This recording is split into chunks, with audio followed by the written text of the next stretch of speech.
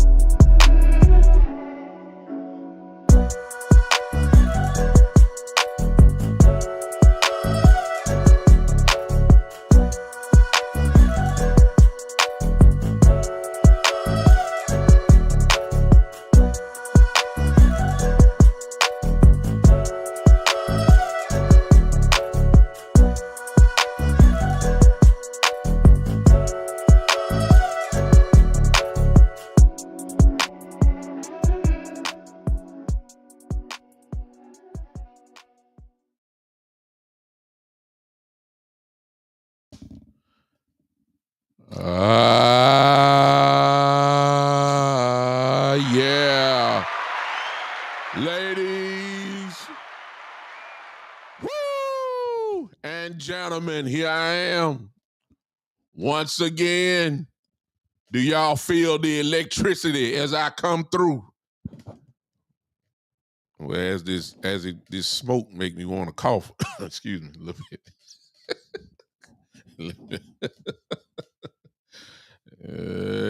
What's up? What's up? What's up? Let the smoke clear a little bit before I get choked up. Matter of fact, where my medicine at? I'm a little bit older. I gotta figure that out. You know what I'm saying? I'm trying to be electrifying, but ain't gonna end up in the emergency room if you don't watch out. Good Lord of mercy. The price for trying to be a little different in the podcast game. What's going on? Even though I did get the idea from my boy Amp. Now, Amp is the one that got me fired up about this smoke and stuff like that. So y'all blame him for it. He's younger than I am, but I thought it was just so smooth. Plus, it kind of fit me. You know, I have 3 different personalities. Y'all get big time personality. Big time requires smoke and me rising up through the floor like the Undertaker and stuff like that. Electrifying entrances and all that type of stuff. That's big time. I'm really not like that, but I don't know. It is what it is. That comes from my football days. What's going on, everybody? Welcome once again to the Big Time Show that is being seen and heard live right now on Facebook, on YouTube, on the Big Time Show channels. It is also being seen on Instagram. It's being seen on Twitter or X, whichever way you want to call it. Is being seen live right now on Twitch as well. I hope you guys are having a great Saturday, and to all my men who are in here, happy pre-Father's Day to you. Happy pre-Father's Day to you. That if you are a father, God has blessed you to see another. Well, at least we're getting close to another Father's Day. It's our day. Let's go ahead and get excited about it. We ain't gonna get much now. Don't act like it's Mother's Day. You might get a good pair of socks. You know what I'm saying? You might get a good couple good Hanes t-shirts. You know what I'm saying? You're not gonna get, the reservations and flowers and you're not gonna get all that. We can't compare to Mother's Day, but it's our day, and you should. Hopefully, your family or someone is highlighting you, in appreciation for being just a good dad. And happy pre-Father's Day to my daddy, who's still alive. And I'll see him on tomorrow. He might pop up in here. I doubt it because he's out probably working. But happy pre-Father's Day to my daddy. Douglas Brooks Sr. Uh, Another blessing. Whenever you have older parents, my father is 73 now. And he's still in his right mind. He's not sick. He's not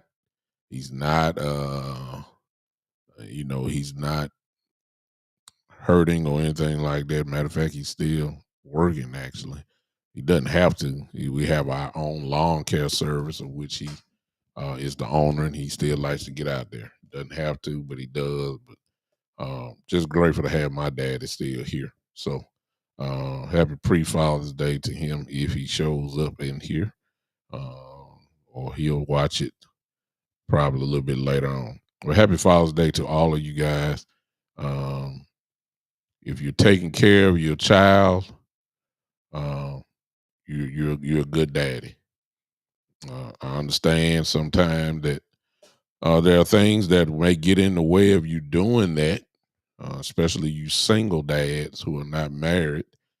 You have another whole set of complications that come into play sometimes with that. Sometimes you and the mother don't get along, but that still does not negate the fact that you are daddy. And don't let that stop you. Be there for your child as much as you can. Um, do that. A lot of times, and I don't feel like preaching, but it's just the truth. Sometimes the label "deadbeat dad" is because of deadbeat people who try to keep daddies away from their fathers.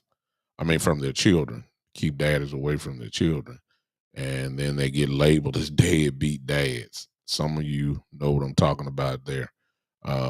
Long as you know you're trying your best to do right, uh, let everyone talk. You know the truth. Everyone knows the truth. I know a lot of people who fall into that category. I hope it's not you. But happy Father's Day. Just wanted to get that out. I hope you come in. I hope that you would share before we get to talking a little bit here. Hope that you would share.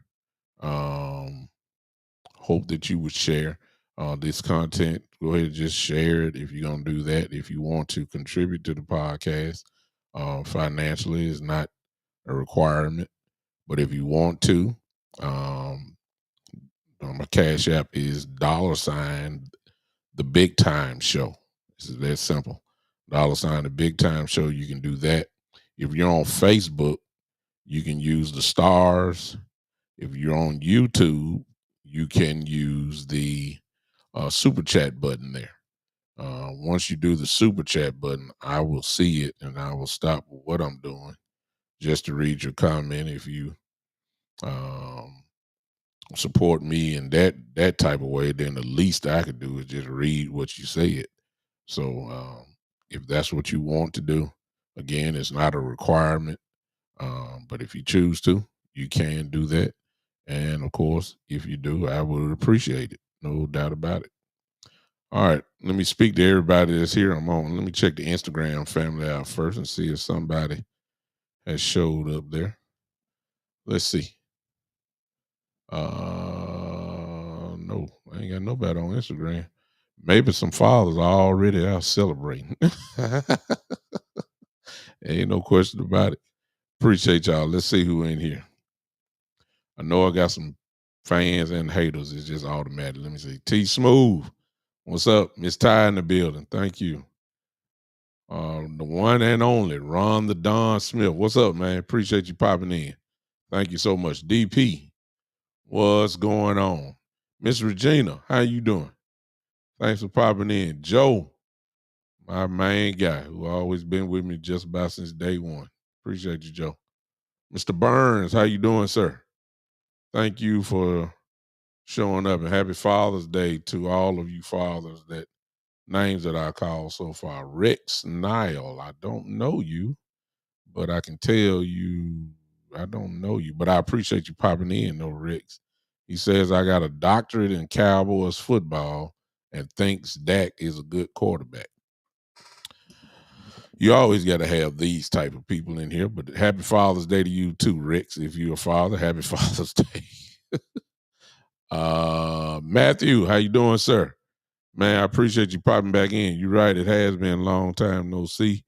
Uh, you just might need to take a break from Cowboys until the season start. I understand.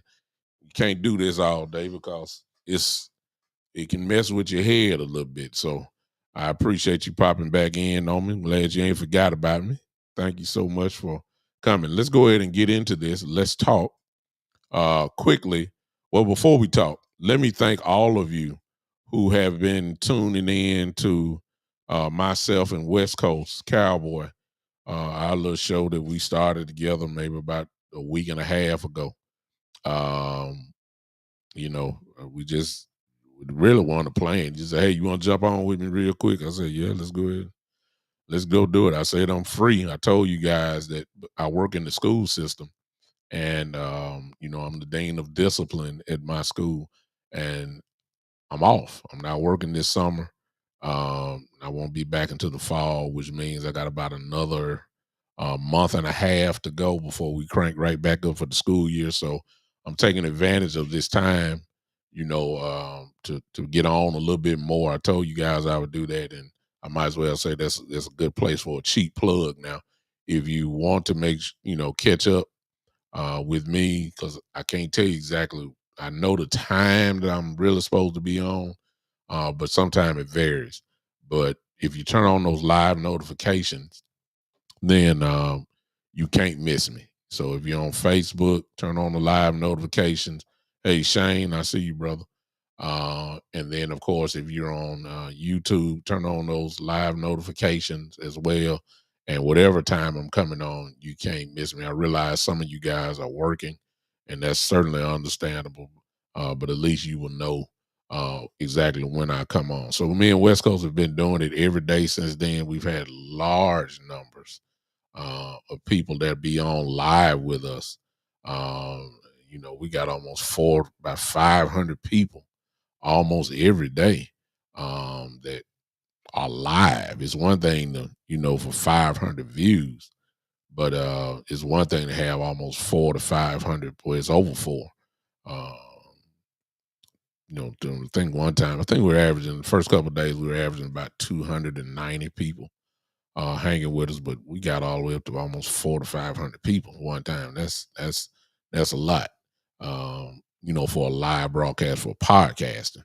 That's a lot of people. And so after that, excuse me, we had huge numbers.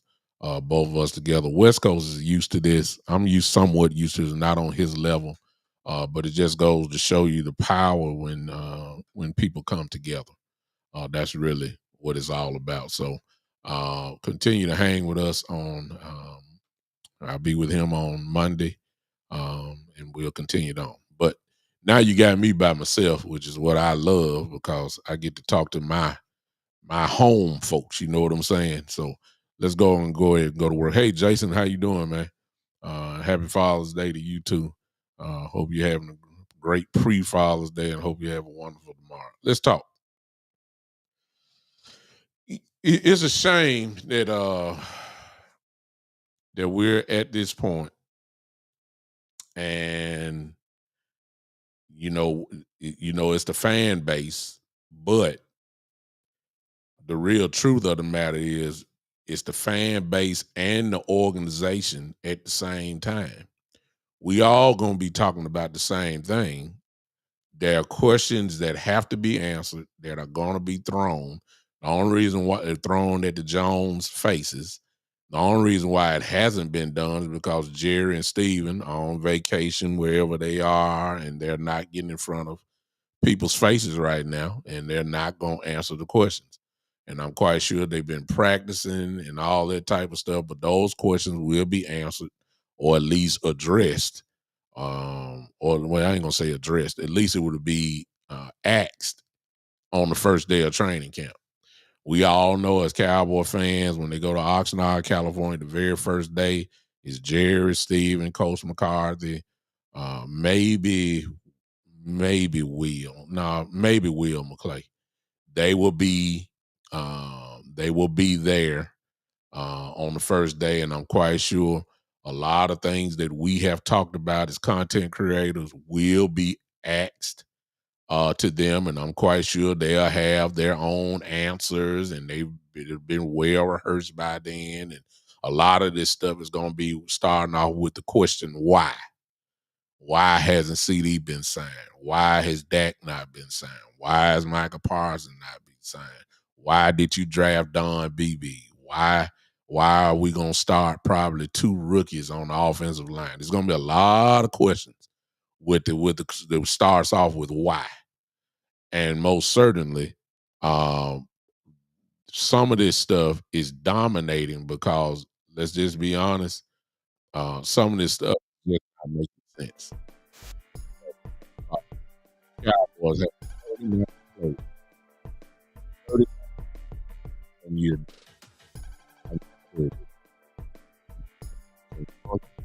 I just ain't never heard of it. I've never heard of it. 39 players.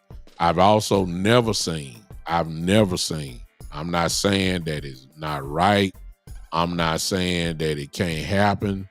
I can't say it, but I've never seen a team that has all 3 quarterbacks on their last year of their contract playing on it. Nobody has an extension. Nobody has a new contract. Nobody. I've never seen it before, and I'm not saying it just doesn't make sense to me. It just does not. I've never seen it before. I've never seen a team that essentially is punishing their guys for being that good. Yeah. It seems to me, and you don't have to agree with it, it's just my observation. The ones that are real good, Pro Bowl, all pro level, they have a hard time getting their money. I've never seen it before. Usually it's the other way around. When guys are that good, teams hurry up and pay you. Not the Dallas Cowboys. And it ain't just started this year because it's Dak and CD and Micah. It's been going on forever. The ones that are real good and are in position to get paid, they are the ones that it seems like they're struggling. They have to get their names in a smear campaign. They have to get excuses on why they're not getting paid. They have to do all this, and it's just, and it happens every offseason. This offseason a little bit different because everybody's coming up at the same time. It's either they're coming up at the end of this season, or they're coming up at the end of next season, or if the guys are eligible to start renegotiating. This just all is happening at the same time, and the Cowboys, to be truthful, if you really look at it, they really never been in this type of situation before, where everybody is coming up at the same time, and everybody is incredibly pretty good. They're either a Pro Bowl player or they are all pro players. Cowboys, and let's not go to the 90s for those that may say that, because in the 90s, it was no salary cap. That's why you can go out and have an Emmitt Smith and a Micah Irvin and an all-world offensive line, and then go out and get a Deion Sanders. It was not a salary cap then. Was not. And so when you start looking at that and thinking about that, when have the Cowboys have ever been in this spot with this many players, and then the players that they have, all 3 of them, since this is the one that everybody want to talk about, CD, Dak, Micah. Well, just those 3 are in position, or will be in position, to be the highest paid players at their respective positions. They ain't never seen this before. They ain't never seen it. And when you ain't never had this type of issue before, sometimes you really don't know how to respond. And then sometimes what you think is the proper response, because you ain't never really been in it, is turning out to make you look real bad. And you start looking like a fool. And in some aspects, y'all, it's just my opinion. Again, you don't have to agree with it. In my opinion, you're starting to see that the Cowboys are starting to look real foolish to me. And you base that off of some of the statements that they said, and in particular, Jerry Jones. Here's what he said now. If y'all remember, hey to everybody on Twitter. I wish some of y'all on Twitter, because I really want to recognize you guys that are watching me on Twitter. I got about 10 of y'all on there. I need somebody from Twitter to say hello to me so I can just recognize you. Because I heard something. I'm just going to go and tell y'all. I heard y'all that a player is watching me from Twitter. And I heard, I don't want to call his name out, but if you are watching me, sir, I appreciate you watching me from Twitter. You know, I just one that kind of calls it like it is, but I appreciate if it's true. I don't know if it's true or not, but I heard that I have a player that is watching me, which would be great. And if you are, hey man, you can DM me, let me know it's you, because if you know who I'm talking about, then just let me know. And I thank you for watching me. I doubt you are. You got far more important things to do. But if you just peep in, like I heard you was, I appreciate it. I got a super chat. Terry says, I'm holding out for $62 million a year. I hear you. Yes, I saw B-Bird, how they structured this contract. Yeah. They kind of bit off of Patrick Mahomes' way a little bit.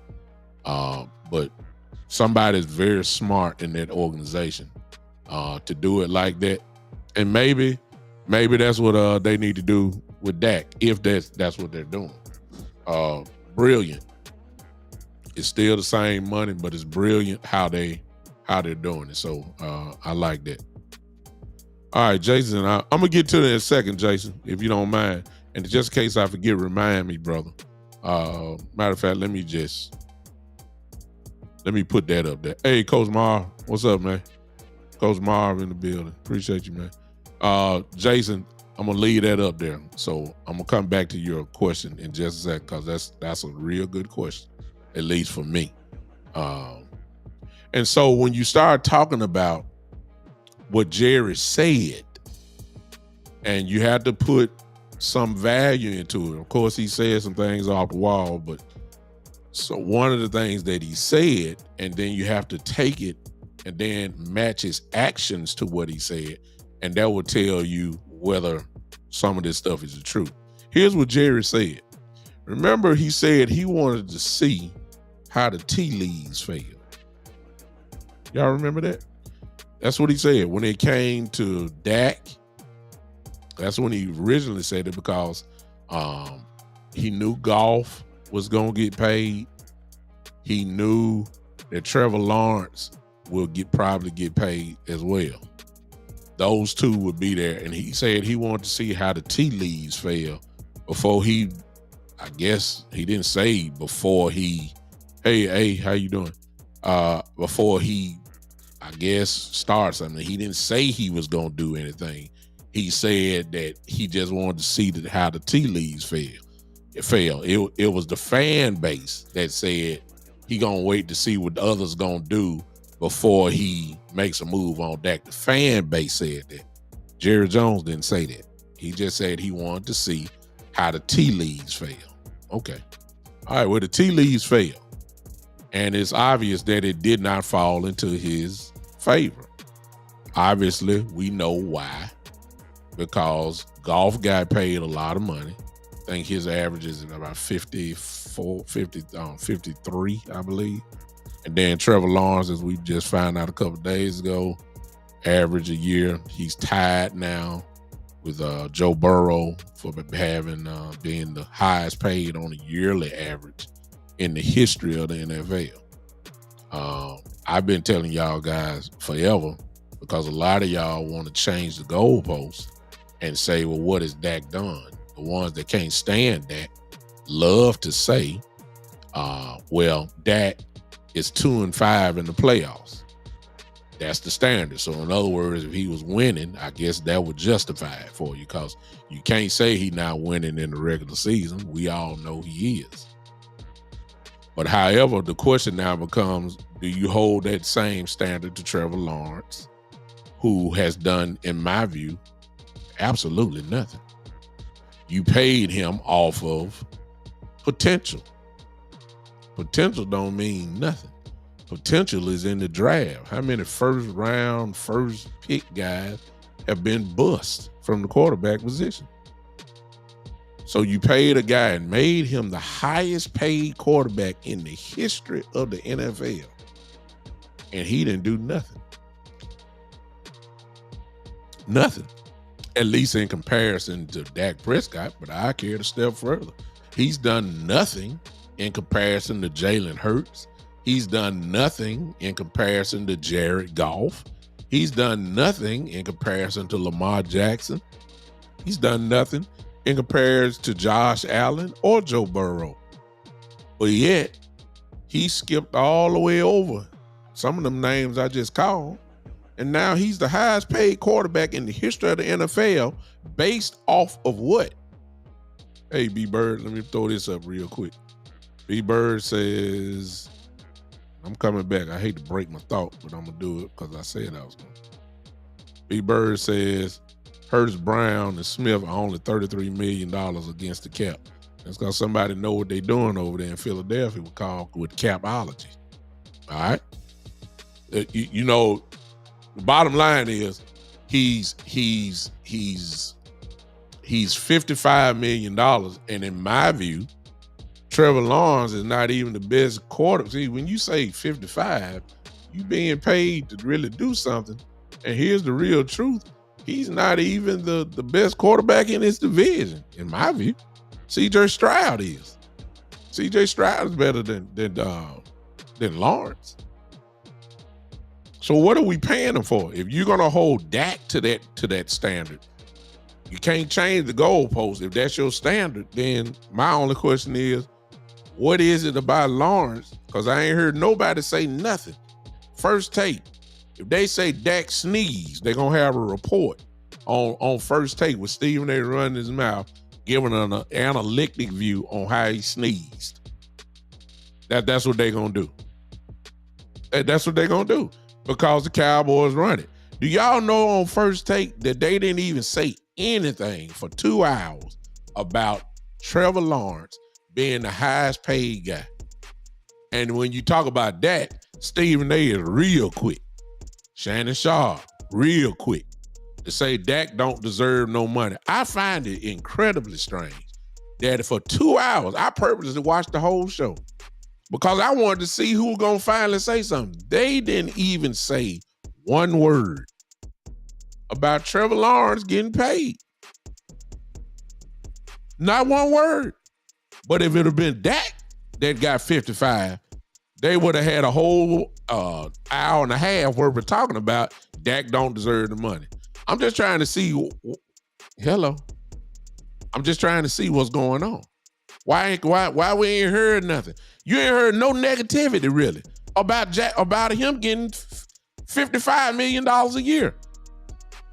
Y'all been watching the sports channels like I've been watching. Nobody is saying anything negative. Somebody just said something in here talking about they believe he will win a Super Bowl. They can build a team around him.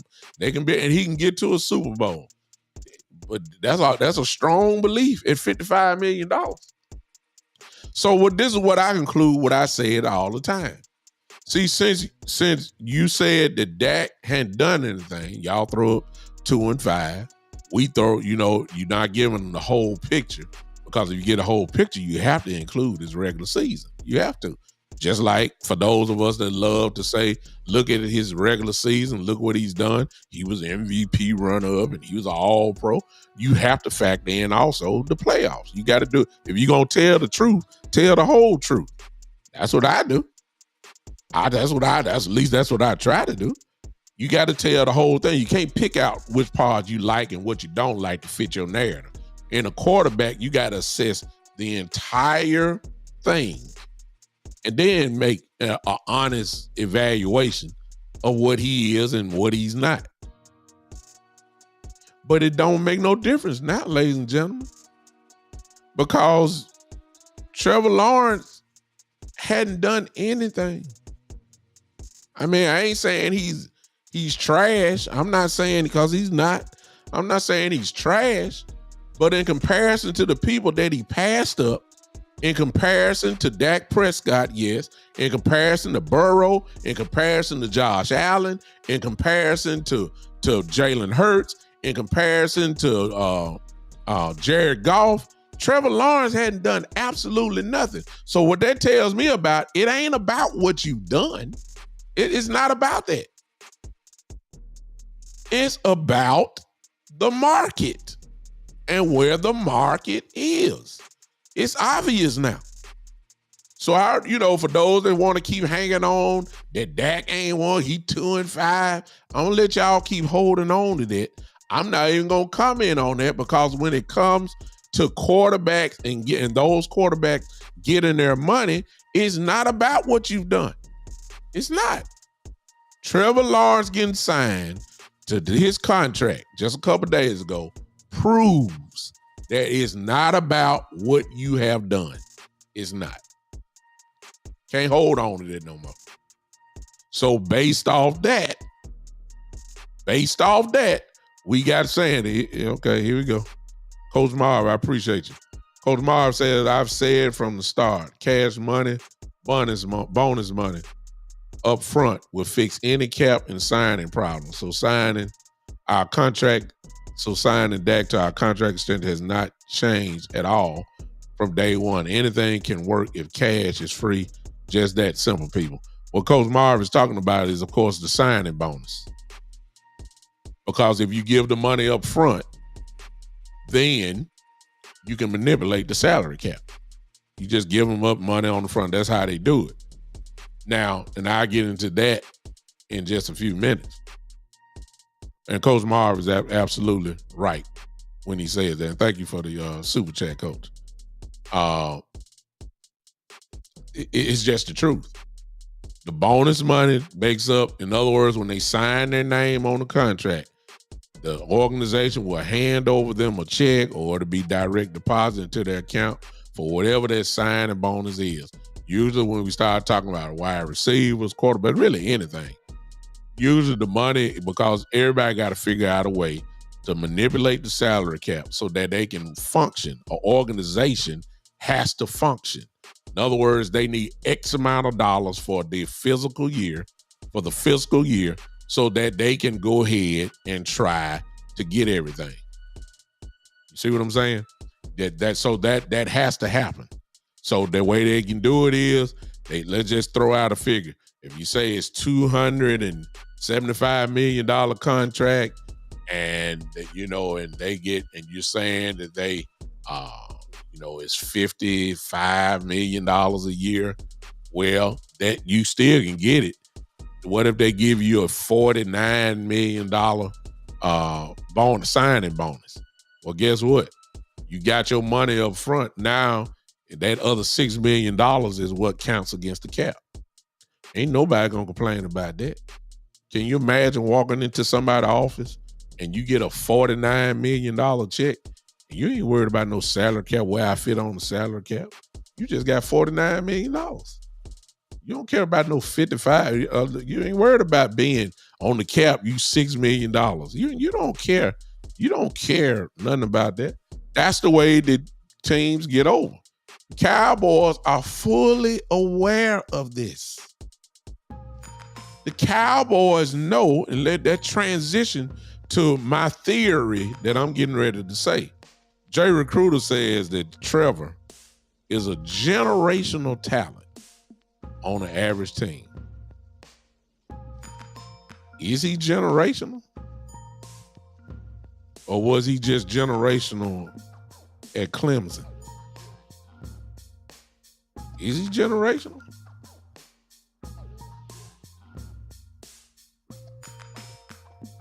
mean, is he?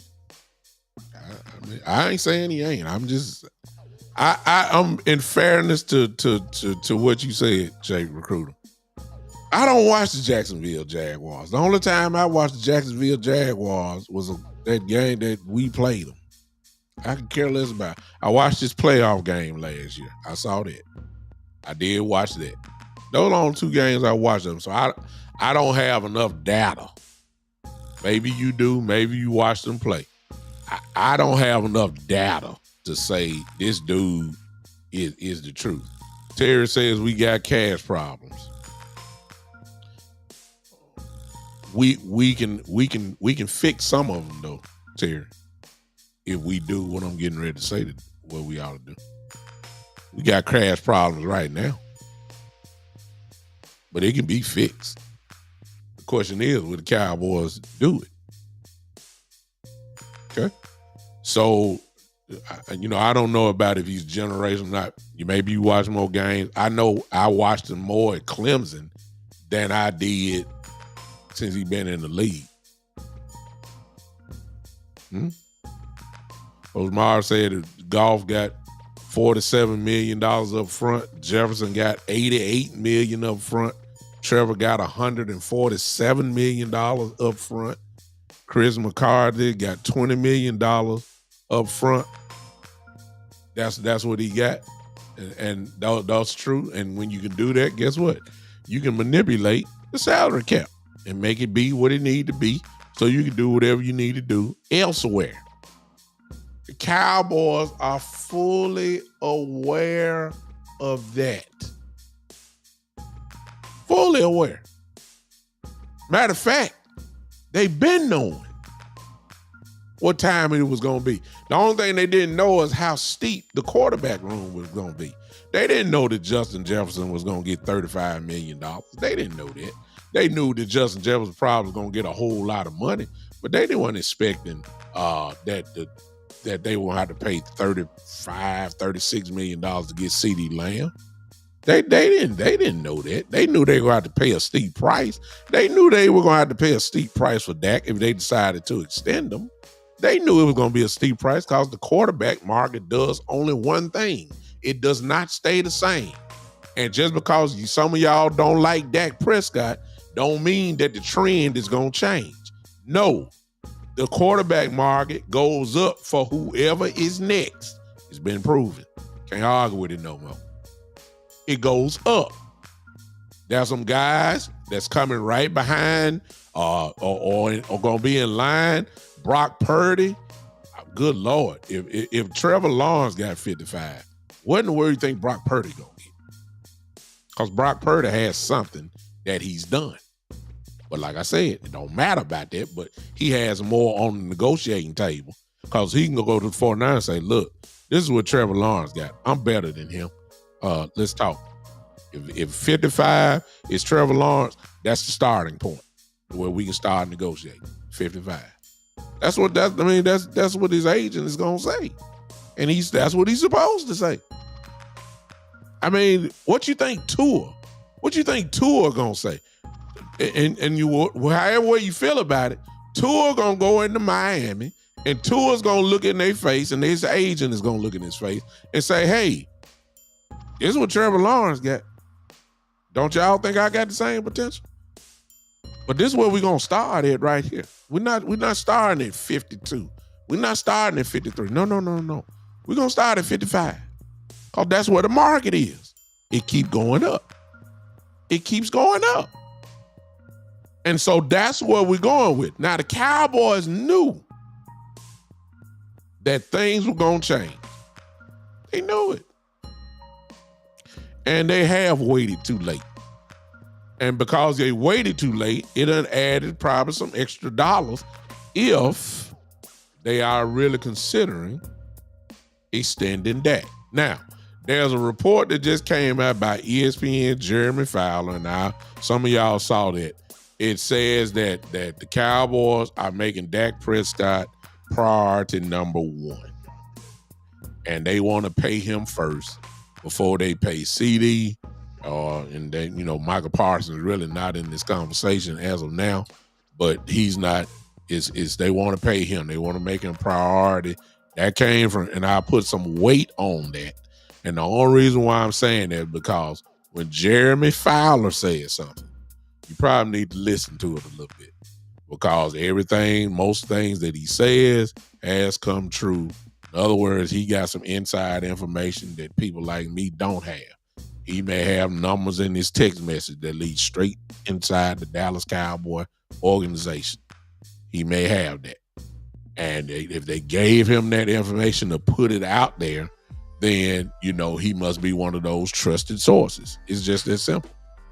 If that's what's going on. So the Cowboys, if you haven't seen it, there's a report out that I'm going to kind of trust and believe that they're saying that they want to make Dak. They know now I guess he know what the tea leaves are. So now they want to make sure that they make Dak the priority. Now, here's the benefit of it. Whether you like it or not, if they extend Dak, if you want to help your Cowboys out, because it's the team first, it makes sense to sign Dak, because if you do that, all this salary cap to go back to what somebody said about we got cash problems, well, then signing Dak helps your cash problem, because now you can manipulate the salary cap, plain and simple. He opens up everything. His salary, if they do it right, opens up a whole lot of doors for the Cowboys. It sets up everything. It does. I don't even want to add to that. I don't even want to add to it. It is what it is. If you sign your quarterback, and that's universal with all NFL teams, if you sign your quarterback, it opens up your whole salary cap, because you're going to manipulate it the way you need to manipulate it in order to go ahead and get your team functional, so you can pay your practice player, so you can pay your rest of your team, so perhaps you can pay some extra money for somebody else, so you can probably get, just in case, because it's going to be some injuries, you got a chance now to get everything for a free agent that you may have to pick up during the year, because there's going to be some injuries. So paying your quarterback only makes sense if you believe in them, if you want to extend them. Notice I keep saying if. All right? To us, or most of us, it makes sense to go ahead and get him done.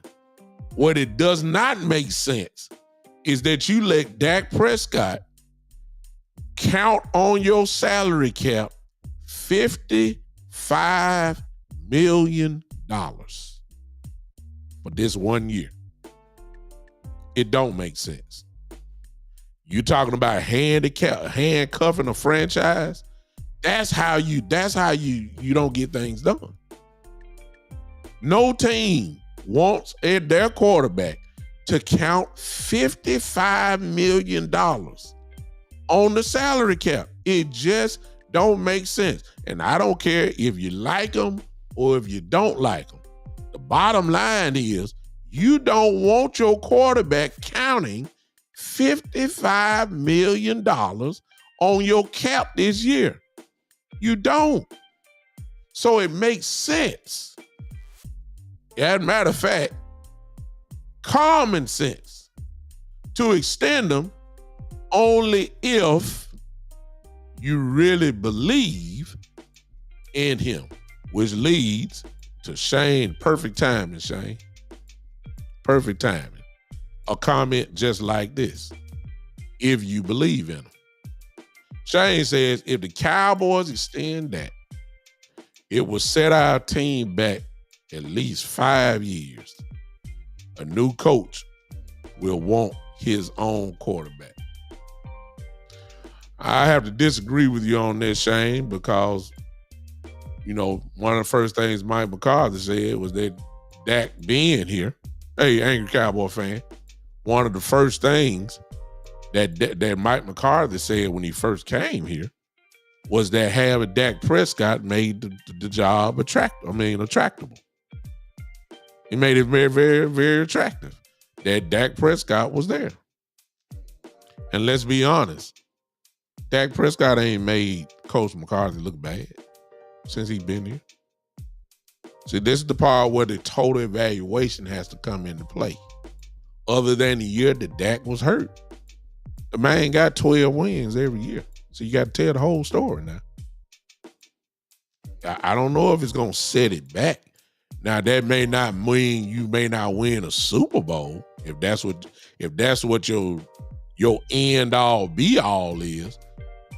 Then I get it. If anything, Dak made Coach McCarthy look great. The man was not an offensive coordinator since Green Bay. So everybody forgot that. And in his first year of being an offensive coordinator again, which was last year, guess where Mike McCarthy stood? Number one scoring offense in the league. Why is that? Dak Prescott. I'm just calling it like it is. It goes on his resume. I get it, Terry. You say Mike McCarthy is a pawn. I get it, but you can't dismiss what happened. 12 wins one year, 12 wins the next year, 12 wins the next year. And I already know what some of y'all saying, but no wins in play. That's the proper evaluation when you say that. But you can't dismiss the 12-5, 30 straight years. You can't do that. You can't. All right? So Dak ain't made Mike McCarthy look bad. No. The overall assessment says that Dak Prescott has made Mike McCarthy look pretty good.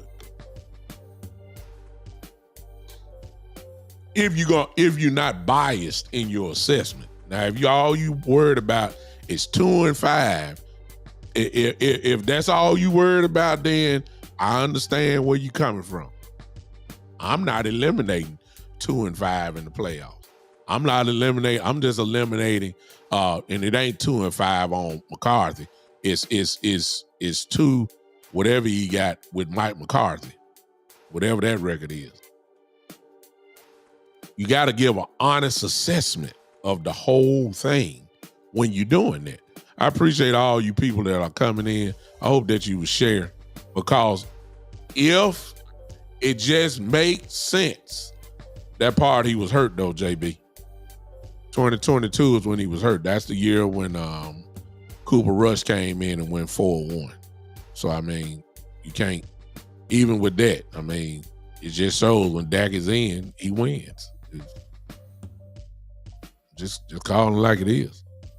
Other than the year when he broke his ankle, Dak Prescott puts up, or this team, well, excuse me, the team does, the team does double-digit wins. Dak Prescott having a number one offense or leading the number one offense in the league just about every one of those years is big. Name McCarthy.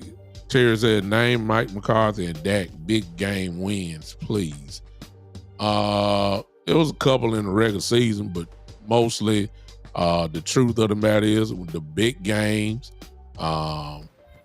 we usually lose. We beat Philadelphia. All those were big games. Beat Philadelphia.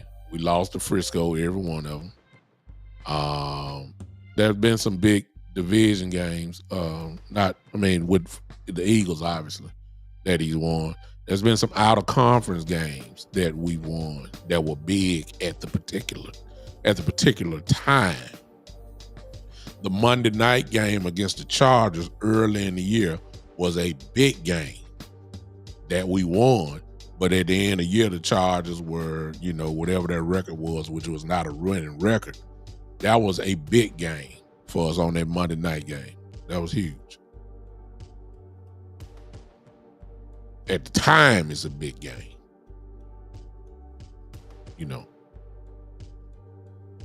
That's what I'll say about that, Terry. The big games like the Frisco games, the playoff games, all that type of stuff. Other than the Tampa Bay playoff game, we usually get on the short end of the stick. But can't dismiss the fact that you're 12-5. You got to have a good regular season to make the playoffs. A lot of people keep talking about the playoffs like we just automatically in. No, you got to earn it. You got to win in the regular season to make the playoffs. You just don't go there because you say, "Hey, we the Dallas Cowboys. We're gonna give the best ratings for the playoffs. Just put us in. Don't worry about the regular season. No, don't worry about that. We're the Dallas Cowboys. Just put us in." No, it don't work like that. Don't work like that. You got to win. And when it comes to that, they win 12-5. It's just that simple. I know. We don't want it. It just depends on where you're at. It's you know what I'm saying? Some of us are accustomed to calling it, giving you the whole picture. And then there are Cowboy fans that just don't like Dak Prescott and not going to give him no credit at all. Even though you know he was 12-5, 3 straight years. Even though you know he was run-up MVP. Even though you know he was an all-pro quarterback. You know what y'all want to talk about? All y'all want to say is 2-5, 2-5, 2-5. That's all y'all want to say. And I get it. Because that's your narrative. And then, of course, you don't want Dak here. But let me get to my point that I was saying real quick. Here's my point, ladies and gentlemen. It makes sense for the Cowboys to extend Dak Prescott because simply you do not, I don't care what organization it is, you do not want your quarterback salary on this upcoming season, on the salary cap hit to be $55 million. That will cripple your franchise. And a lot of y'all who ain't thinking about that are saying, let them play it out. Then you're going to be wondering if somebody get hurt, why we can't sign nobody. That's the reason why you can't sign nobody, because the money, I mean, how much, somebody who really know the numbers, and I'm sorry, because I really didn't know I was going this way, I would have had it for you. With Dak's salary, it's $55 million this year. I need to know how much money do we have left in the salary cap this year. You do realize we got to sign practice players. You do realize we have to sign the rest of our players. I mean, it makes sense. However, I jump on into the deep end now and say this and join with y'all and say, well, I'm not saying it. I'm just going on the other side of the opposite of what I said. Well, what if they let them play it out?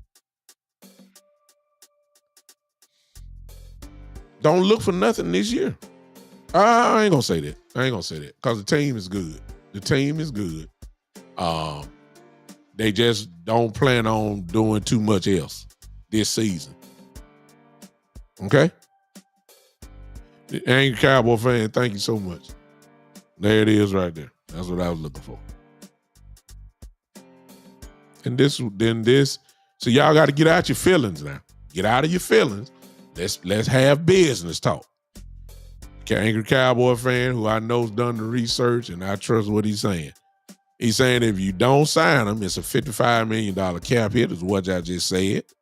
If you do sign him, you could lower the cap hit to $30 million. In other words, it'll be like you're paying him only $30 million which is what some of y'all want him to make anyway. $30 million just for this season. Okay, ladies and gentlemen, if your quarterback is making only $30 million this year, can you imagine what you can do? Can you imagine what you could do with the rest of your roster financially? If you do $30 million, ladies and gentlemen, guess what? Now you can go ahead and it won't be so hard to sign CD. The quarterback is simple, y'all. So y'all want to change the rules because it's Dak. But it's been proven that when you sign a quarterback, it's been proven that it opens up the salary cap for the rest of your team. You can do things now. You can do a lot. The quarterback. I ain't talking offensive lineman. Yeah, it helps. I ain't talking even wide receiver. But yes, it helps. It frees up money. But when your quarterback is in this type of position, if you extend him, you can do a whole lot of other things. So yes, if it was me to answer your question, whoever answered that before, Jason is, Dak Prescott would be my first priority. Because if I do that, it makes it easy for me to do CD. Yes, in the same year. How in the world does Philadelphia sign A.J. Brown, extend A.J. Brown and Devontae Smith in the same year? How? Maybe it's because Jalen Hurts' cap hit ain't so high this coming up year. Hello. See, y'all want to change it because y'all don't want Dak to get his money. But you ain't thinking big picture. See, it's bigger than that. It's the Dallas Cowboys. And yes, nobody is bigger than the Dallas Cowboys. There's only one person that may challenge me on that, and that's Jerry Jones. That's it. Other than Jerry Jones, everybody else can get cut from the Dallas Cowboys. We done seen it. My God, they cut Emmitt Smith. They let Emmett go. DeMarcus Ware had to leave. I'm talking about cornerstone-like players. I mean, they let them go, but ain't nobody bigger than Jerry. Nobody. And Dak Prescott is not bigger than the Dallas Cowboys, but he's in the best position to help this entire team. It ain't Jerry. It's not CD. It's not Micah. It's not Zach Martin's contract. It's not. I already know what you're saying, Coach. I already know what you're saying, and you're writing what you're saying before you even say it. I know what you're saying. They can get it done. I already know. You're right on what you're saying. I'm saying go ahead and sign them. They can get it done. But let me jump on this side. And Coach Marv, I open up the line and let you explain what you're saying on that. Because I already know where you're going, because I heard you say it before. And my people probably do need to hear what you're saying about that. So y'all, I'm going to keep Coach Marv thing up there, because I'm over the lines in just a second. And Coach Marv, I'm going to have you call in. Listen, I'm going to let Coach Marv pop in first, all right? So I know some of you might want to call, because I really need him to explain that, because I've heard him say it before. And I don't know if you've heard him say it, but I'm going to let him. He's going to be absolutely right. All right? I'll give it to you in a second. Now listen. Let me jump on what I was about to say. If they don't extend them, or they feel like the price tag is too steep, let me throw this out. Because when we say 55, just in case y'all want to know, that means that's about where they probably wanted Dak. That's it, 55. That's where Trevor Lawrence and Joe Burrow are. So it's like it's what's gonna happen if they don't extend him. They will pay him $55 million for this season. See, Dak gonna get it either way. You know what I mean? I'm just saying, he gonna get it either way. If they don't pay him, he's gonna get paid $55 million this season, which means, of course, he'll be the highest paid quarterback in the league, along with Trevor Lawrence and Joe Burrow. And here's my question. Maybe that's Jerry playing in the first place. Maybe that's the plan. Maybe really that's the plan. To pay Dak Prescott, that's the reason why I say maybe that. And I'm just playing the other side. I ain't saying the way that it is, but the way that the Cowboys are acting, that very well may be what they were looking for. He saw the tea leaves fall, as he say. And the tea leaves say that's about where we going. We ain't gonna say that's where we wanted them, but we ain't going no higher than 55. He's already on the books. And keep in mind now, this is the contract that Jerry signed when Dak Prescott was getting paid $40 million a year. Keep that in mind. It ain't like they just decided to pay him this year. No, this right here was already on the contract. It just when they let it get to this spot, now it's the time for him to pay this $55 million. Kudos to Dak's agent who signed this contract 4 years ago. On the cap hit, they are exactly where we are in the quarterback market. They saw this 4 years ago. Hey, 55. That's the same amount as Burrow and Trevor Lawrence. Huh? He gonna get it regardless, y'all. Now, this is what I need. All right, I know some of you guys gonna do it. And we're not gonna take a lot of time. I just want you guys to hear my brother and one of the best out there. That's Coach Marv. So I need y'all to kind of hold tight. I want Coach Marv to call in real quick. I want him to do it. There it is. It's on the screen. Coach Marv, call in. There he is. He already got it. He got me in his phone. Send a voicemail. Press 2. All right. I know my brother on here. I already know what he about to say, but I want you guys to hear why he said what he said coming out.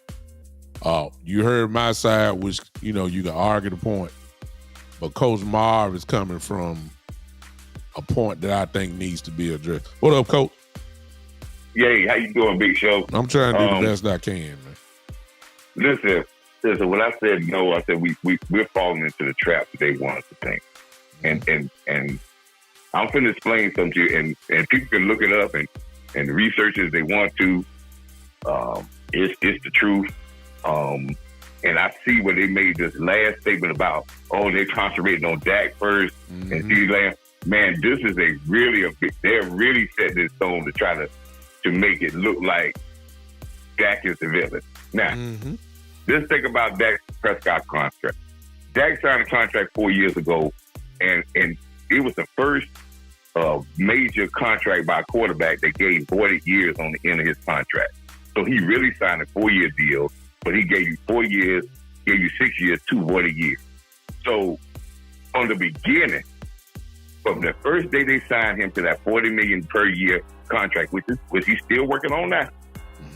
He got $66 million up front. He almost got $100 million in 90 days.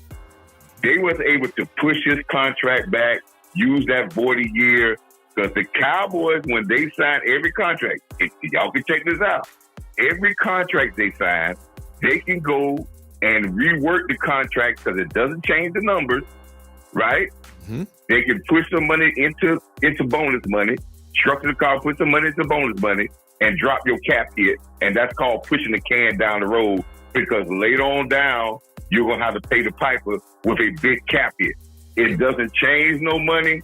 They don't even have to tell their player about that, because it doesn't change, and it's already to every player contract. So when they say they did Zach Martin contract, they restructured Zach Martin, or they researched it, they didn't even have to call those guys. They didn't even have to call Dak Prescott when they restructured his $4 million to get him down to $55 million cap hit. That's right. All right? Now, we think that Dak Prescott gets $55 million. Mm-hmm. Dak Prescott, y'all go check it. Dak Prescott is only getting the last bit of the guaranteed money off his contract that he signed 4 years ago. He only has $35 billion of guaranteed money left. This year, when this season over, he's only going to get checks for $35 million from the Dallas Cowboys. But the pushback of that salary cap thing is going to be $55 million on the cap. They still can restructure and take off another $15 million off of it. But only thing that's going to do is it's going to push the can down the road. Mm-hmm. Now, the reason why we need to sign Dak Prescott to extension, Cowboy fans, forget about this year. Because he's at $55 million cap hit, the number. But we have signed all our draft choices, all that money, because you can't sign unless you got cap money already. That's already done. We have signed all our undrafted free agents. That's already done. And we still got the Gallup money. We did all that before we got the Gallup money. And we still sit at $9 million on the cap. We're not in cap hell. We're going to be at $55 million. Because we're not going to sign free agents anyway. So there's no need to have that money. Now, check this out. This is the reason why you signed to extension. Not because of CD Lamb, how they trying to make it seem like. Mm-hmm. If you let Dak walk this year, when he goes to another team, Big Show, he's going to count $45 million on your cap next year. Whether he here or not. And he's getting a penny from us. That's just going to be money that is on our cap. He's not going to get it because he already got his guaranteed money. He's not going to get a penny, but on our books, he's going to be sitting at $45 million. Crazy. Dead money. Dead cap. That's what Romo did. The same thing that happened to Romo. That's what I'm saying is, if you don't sign him, you let him walk, he's going to go to another team, get $100 million contract, but you may not have to pay him, but you're going to have to work around him being $45 million on your cap. And you can't do nothing about it because he's not your player no more, so you can't even restructure. You just got to take that hit and eat it. Now, is it a cash money hit? No. But is it a fictitious cap money number hit? Yes. He's going to be on your book. Just like when Thomas Frederick retired. Frederick was on our salary cap for about 3 to 4 years after he retired. Even though we don't pay him all this money, he was on our cap hit. I'm gonna tell you something else. Ezekiel Elliott got a $3 million contract, but his number on our cap, he's still $6 million from his previous contract on our cap. He didn't get none of that money. That's because he had gotten his debt. But the fictitious number, when you push it down the road, those numbers come back to fruition, and that's what dead money. So the reason why you want to sign Dak is because why have a guy that's still on your cap, $45 million, and you don't let him walk to another team? So why are they saying this, Big Show? Because they want you to think that Dak and CeeDee Lamb is competing about the money we're supposed to get. And let's look at Detroit this year. Well, before you do Detroit, that also could explain why Ezekiel Elliott is back on this team, because they were doing this exactly what Coach Marv is saying while he was at New England. Go ahead, Coach. There you go. So let's look at Detroit. Detroit didn't wait to sign Goff before they signed their receivers. No. They signed their running. They signed their lineman to extension. They signed their receiver to extension. Then they gave Goff an extension. Reason why you can do that, Big Show, if you sign Dak to extension, he's still cap money. It doesn't affect CeeDee Lamb.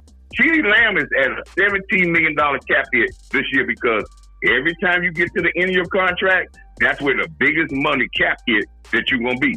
And he's at the $17 million. If they sign CeeDee Lamb to extension, it probably will be his first year, maybe a $10 million cap hit. If you give him $88 million. Exactly. Now, it may balloon up in the next 2 to 3 years, but in the first couple of years, it's going to be below $17 million. Exactly. So you already got somebody, you can say that. Dak Prescott will be lower. This is what I'm saying. Signing guys to extensions lowers the cap hit, but the way you lower the cap hit, you got to have cash money up front. Now, I'm not saying. Let's don't forget about if they're broke or whatever. Let's not even go into that.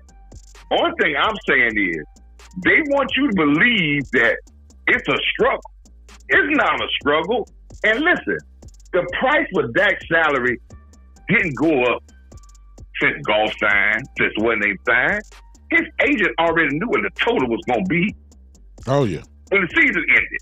Yeah. So they're not waiting for those leaves to fall because it's not next man up, because the next man was, if you want to think about it, the media wants you to think it's the next man up.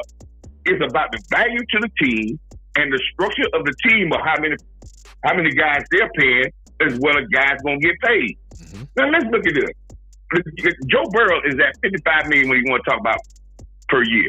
Mm-hmm. Has anybody went over 55? All the rest of the quarterbacks on science since Joe Burrow. Has anybody went over 55 million? No. So it ain't about next man up. It's about what is the cost for that team and how we can structure it for you to fit in our structure. Mm-hmm. This is what I'm trying to say. We don't even know. Cowboys can't even tell you what it would take because they hadn't even sat down with none of them yet. Mm-hmm. So how would you know? Only thing we get reports for, and our Cowboys fans get so enamored because we getting all these reports from people who ain't got nothing to do with the Cowboys. They say, oh, Dak's supposed to get $60 million. Well, he getting CeeDee Lamb won $35 million. When CeeDee Lamb was on the podcast, when him and Michael Parker was talking, and back when the season ended, and he asked CeeDee Lamb, well, you want to be the top paid? He said himself did say, no, I ain't got to be the top, but I want to be in that area. Yeah. Yeah. But they don't even know, because what the Cowboys know is this. When it comes to guys like that, there is no need to sit down because there is no negotiating. There is a window between 30 and 35. Yeah. That's where the window is. With Dak, it's a window between 51 and 54, 55. That's where the window is. It's no difference from 51 and 55. That ain't no real big difference. No. So they already know this. Only thing they got to be able to say, when we sit down, we got to have the cash to be able to structure this correctly where we can be able to function going forward with the cap going up. Exactly. But they hadn't sat down, and the reason why they sat down, and I'm not saying nobody got no cash problems. I can't say that because we got this $1 billion company. But all thing I'm going to say to everybody is this. If it quacks, if it look like a duck, mm-hmm. and it act like a duck, yeah, we can say it ain't a duck. Mm-hmm. But they ain't spending no money, cash money. I can't say why, but the proof is in the pudding, because this thing could be done. And the reason why I say the proof is in the pudding, because they hadn't even sat down to talk. Bingo. So there is no reason. I don't go window shopping, Big Show. I don't even go out to look at the car lot if I ain't got no cash. There's no need for me to go. Yeah. No reason at all. Ain't no need to negotiate with nobody. And I'm not saying it don't have no, but this is where I want you to say. This thing, when they put out that report talking about we need to sign Dak first, they could sign both of them right off the bat, and it's not. That contract has nothing to do if CeeDee Lamb gets into the door. The only thing the Cowboys would want, they want to say, we might not have to spend big cash money up front if we could get guys to sign 7 or 8 year deals. But guys in the NFL has already told everybody, nobody is signing 8 year, 6 or 7, 8 year deals, and not because they don't want. The union has told guys, do not do that for the health of the team unless you somebody like Patrick Mahomes and they're gonna give you $300-some million. That's it. That's the only one that's done it like that. Listen, these things can be done. There is listen. The Cowboys cap structure is in a good standing. They can make moves right now, but just don't think Dak is holding us up from getting on the free agents. They have told you, Big Show, don't make no difference. They weren't even going to get big free agents. So they're trying to tell you we're not going to do that. So having free money doesn't mean we were going to go spend it anyway. Yeah. So we're going to take our time and we're going to do it. But this is what's got to happen. there's going to be a team or there's going to be a player that's going to say, I don't care. I don't want to come back. Mm-hmm. And I'm going to play it out, and I'll go someplace else. If I take a little less, I'll be all right. And when they say that, then you may have some start. You may start. That's the only thing going to break the change, because now they got this reality check. They got this thinking we can do it at our pace because you should feel privileged to play for us.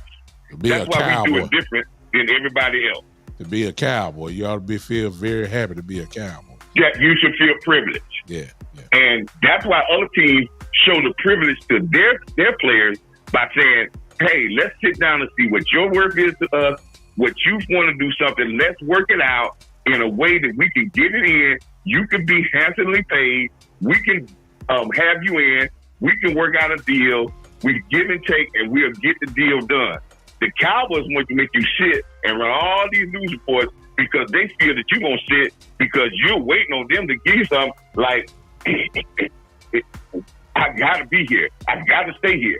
But if CeeDee Lamb and Dak Prescott come out and says, I don't want to negotiate. We ain't negotiating by now. I'm going to play. We're not negotiating. We're negotiating at the end of the year. Now what that's going to do is that's going to put Dallas in a bidding war, and they're not going to get into that. Exactly. They never have. So then they would get off their butt and say, hey, we need to do something because we don't bid against other people, because if we lose, it's a blow to our ego and our brain. Exactly. And we know how Jerry is. That's why player ain't never left Dallas. We know how Jerry and that's is what they don't want. His ego. Yeah, exactly. That's right. They don't never want to say a player left us for something. Remember, think about all the friends that left us. They always smeared them and made it seem like either we couldn't afford them, they was asking for too much, or they was the hurt, or they wasn't the player they was before. They always make it seem that way, but they never want to say a person left us because they left us. Yeah. Because what they make it feel like is you don't supposed to lead the Cowboys. The Cowboys supposed to lead you. Yeah. And that's how it is. That's their brand. That's how they're going. That's how they do people the way they do it. But they already know that this ain't nothing. But they said that they were going to do it in August. Earlier than later said a couple of months ago that they were going to do it in August. I knew it would probably be August, Big Show, because if you want to talk about cash, that's when they usually March, do it anyway. They paid $100 million.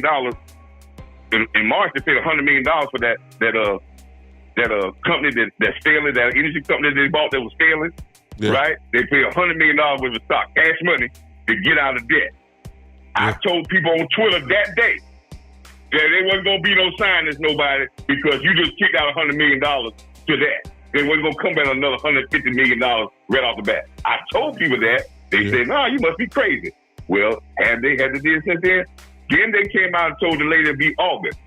Hey, listen, I'm not saying they broke, but they might have some money coming in August. Yeah.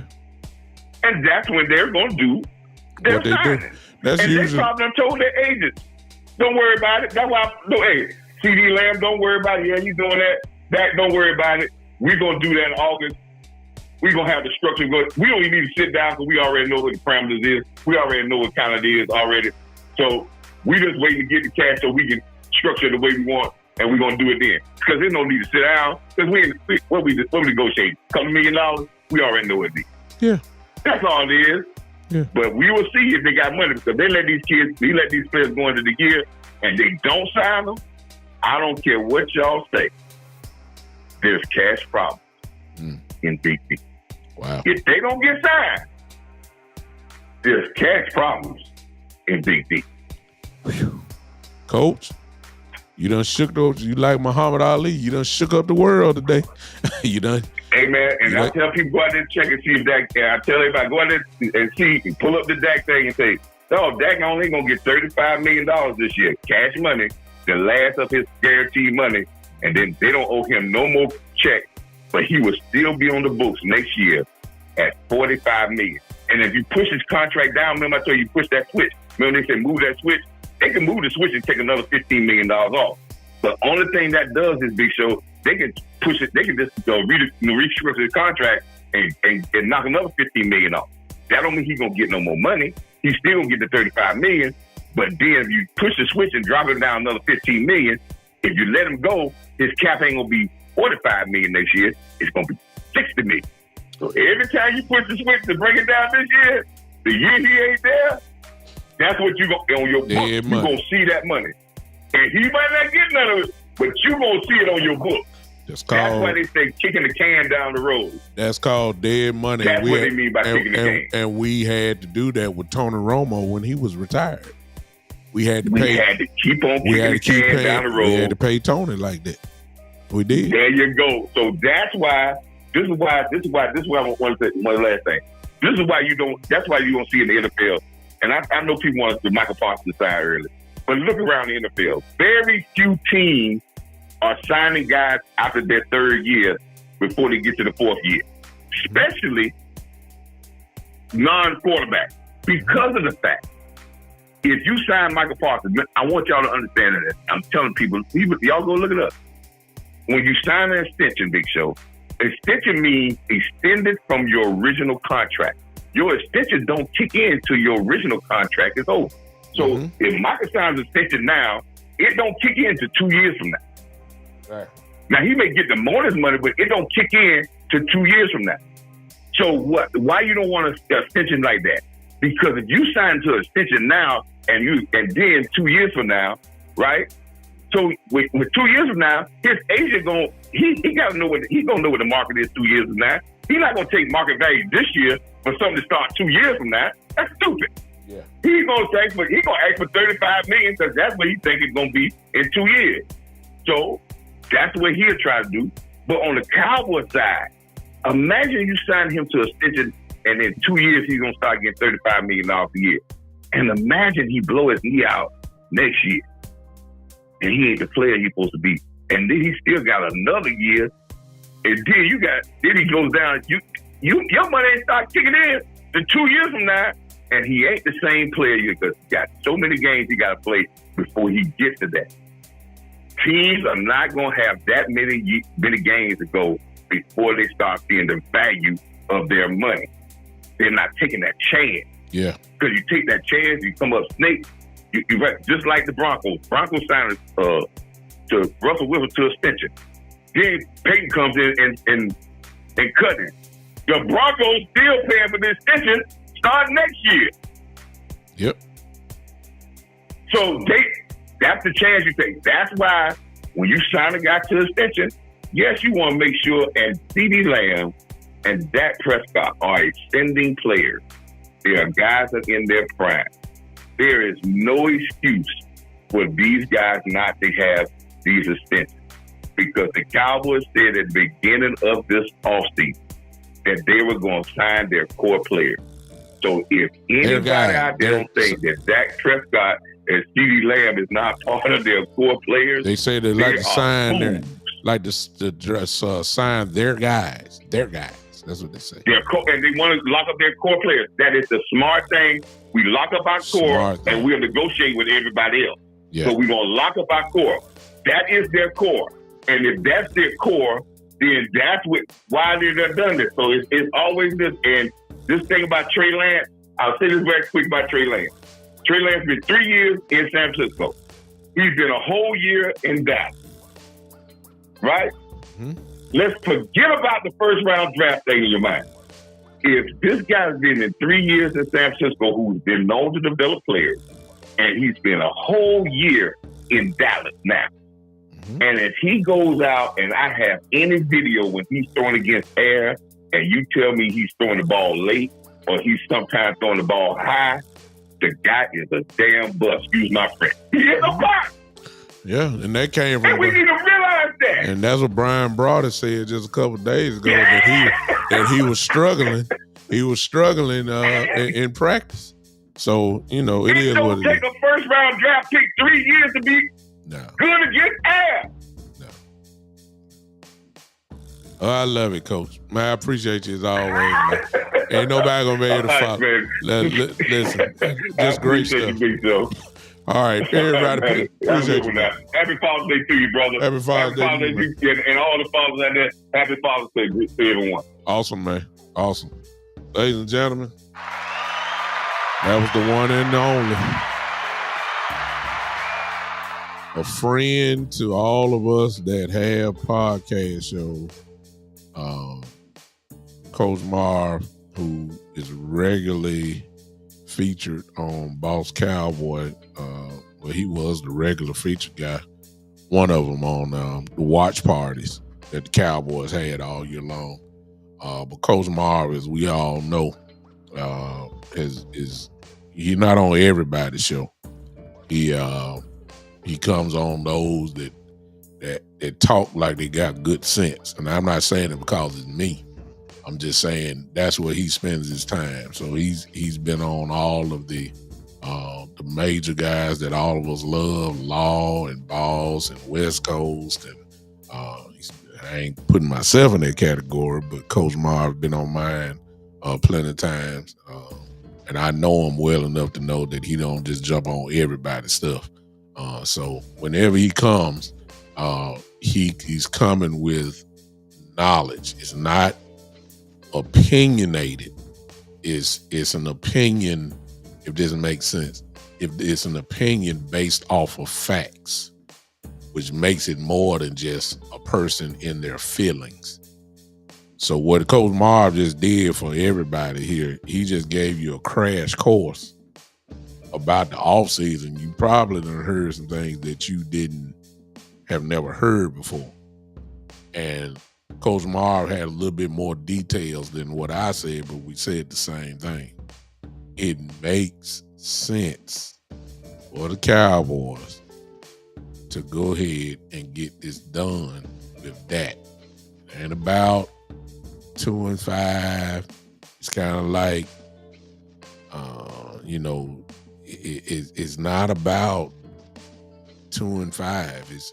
It's about what Coach Marv said, and that's probably the part that you didn't hear. It's about what he's going to count against if he leaves. Cowboys will still be paying for him. It's just that simple. It's like Ezekiel Elliott was in New England last year. He still counted on our books. I said it earlier while Coach Marv was talking. Tony Romo, we just got off of him just not too long ago.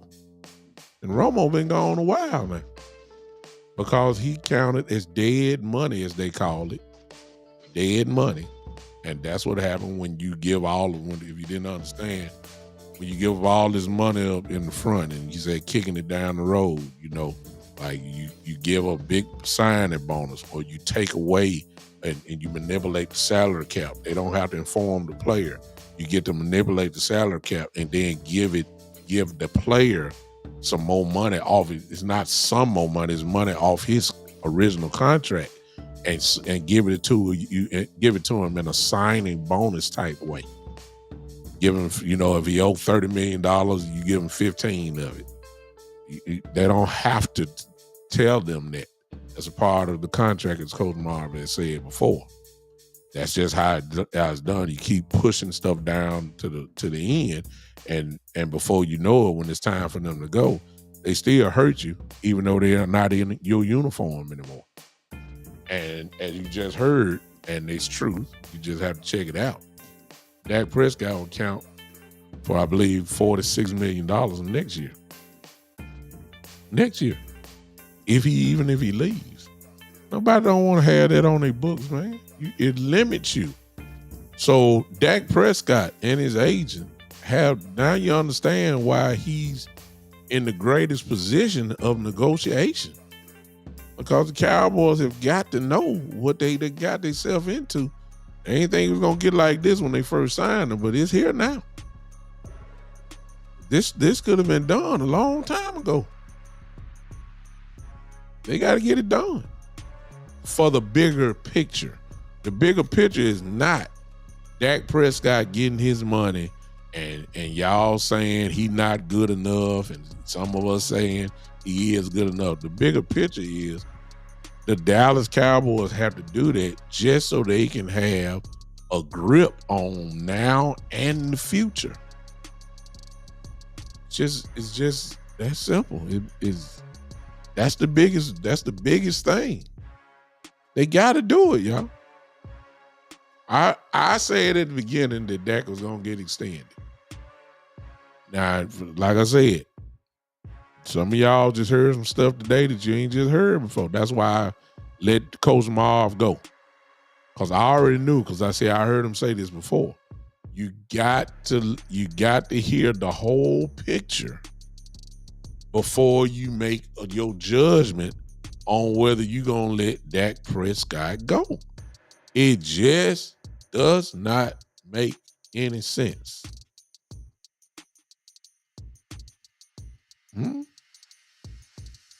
Exactly. Bingo. Say, you can't get another quarterback, but what, in order to get, you know what I'm saying, and I don't know, so there's a freshman somewhere in college who probably won't, because if he's good, he probably won't, you got to play at least 3 years. There's a freshman somewhere that in 3 years, I don't even know if you could pay the rookie quarterback. Not when you paying Dak Prescott still and he gone. Exactly, Shay. It's a bigger picture. And that ain't a good picture. And everybody's feelings for Dak, it ain't that crucial, y'all. Not to the point where he will handcuff us even if he playing in another uniform. No, it ain't worth that.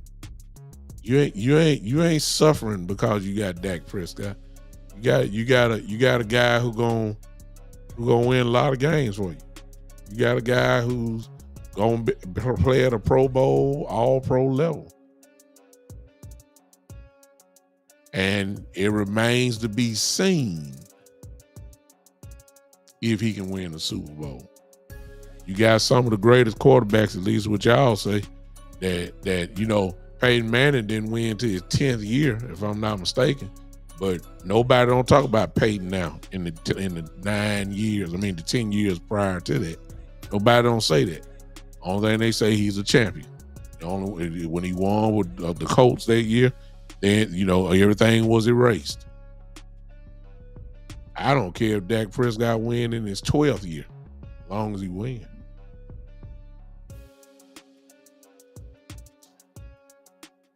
Cowboy fans, and deservingly so, they want it all right now. They want it all. They want the whole thing. Yeah. Thank you, Dak Delusional fan. He said the Broncos are dealing with $85 million and still looking to win because they don't have no quarterback. Huh? See, y'all got to start looking at the big picture. You got to get out your feelings. And then when you look at the real picture, then you make your assessment. And then if you say, get rid of Dak, okay, but then be prepared to be in a, you're not getting a quarterback. There's nowhere in the world, if you let Dak go, number one, most free agents ain't gonna come to Dallas anyway because they already know the Jones family is cheap. That's number one. But if you're looking specifically for a quarterback, no quarterback is going to come here because the Cowboys, with their cheap sales, will come in demanding a certain price for a quarterback. And all that in mind, you still paying Dak. So you're going to be paying two quarterbacks over $45 million? You know that ain't going to happen. The Cowboys will be coming in looking for a bridge quarterback. Now, can a bridge quarterback win the Super Bowl? Of course, some of you going to say, well, look at Brock Purdy. He's nothing but really a guy. But, you know, do you have all around Brock Purdy? Do you have all the players around the Cowboys like Brock Purdy has with the 49ers? On both sides of the ball, too, I may add. Do you really have that? So you can't really compare a bridge quarterback with that. You're going to have to find a guy that's going to come in if you let that go. You're going to have a guy that come in that's going to be saying, you know, you just about really need to get a rookie quarterback that's going to be on this rookie deal. Because if you're talking about getting a veteran, the veterans, by the time it happens, depending on who the veteran is, let's just throw one out. Somebody like Jimmy Garoppolo, who I like. I like Jimmy. I like Jimmy G. Jimmy G gonna win you double-digit games every year.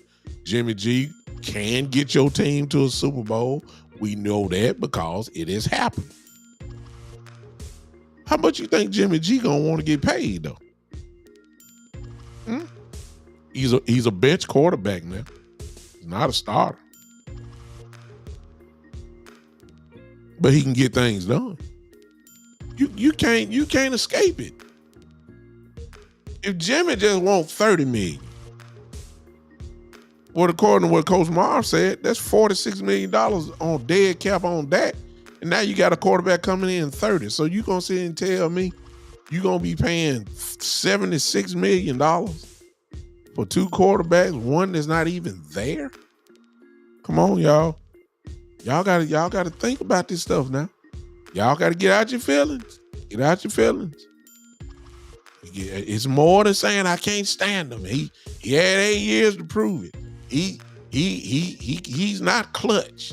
He's 2-5. He's 2-5 in the playoffs. He's not okay. Okay, you got that. Okay, however way you feel about it. But what's the bigger picture? Since you love the Cowboys, at least that's what we all say, then your feelings for Dak Prescott is going to have to fall underneath the star. If you're smart now, it's called good, smart business. So it makes sense. I'm getting ready to leave. Oh, I'm sorry. Somebody else want to call in, you can. It only makes sense for the Cowboys to get Dak Prescott done. It only makes sense. It makes sense. You have to do it. It's smart business. It's just smart business. And I know somebody in that organization knows all this, which is why I feel that in August or late July, or it'll be definitely in the preseason, Dak Prescott will be signed. It only makes sense. I've been saying it all year. We'll find out. Now, Trey Lance, angry Cowboy fan, said something earlier. I don't know if he's still here or not.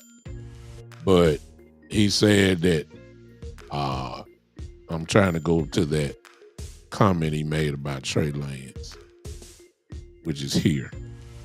I don't know if angry Cowboy fan is still here or not, but he says that my opinion is that they truly want to wait until the end of the preseason before week one. He's talking about signing that. For week one of the regular season, maybe late August, to see if Trey Lance brings them any leverage in negotiations with Dak. And see, that right there is where a lot of you Cowboy fans this season, I'm not saying angry Cowboy fan, I'm saying, but a lot of you in your hatred of Dak, that right there is what's going to get y'all in a lot of trouble. Because I'm betting on Trey Lance to look good in the preseason. I'm betting on it. And if he don't, then y'all got to have another whole conversation about Trey Lance. I'm betting on Trey Lance to look good. He's going to have that. First of all, you're not going to be able to compare him to Dak because we all know Dak Prescott is not playing in the preseason. So you ain't going to have to compare.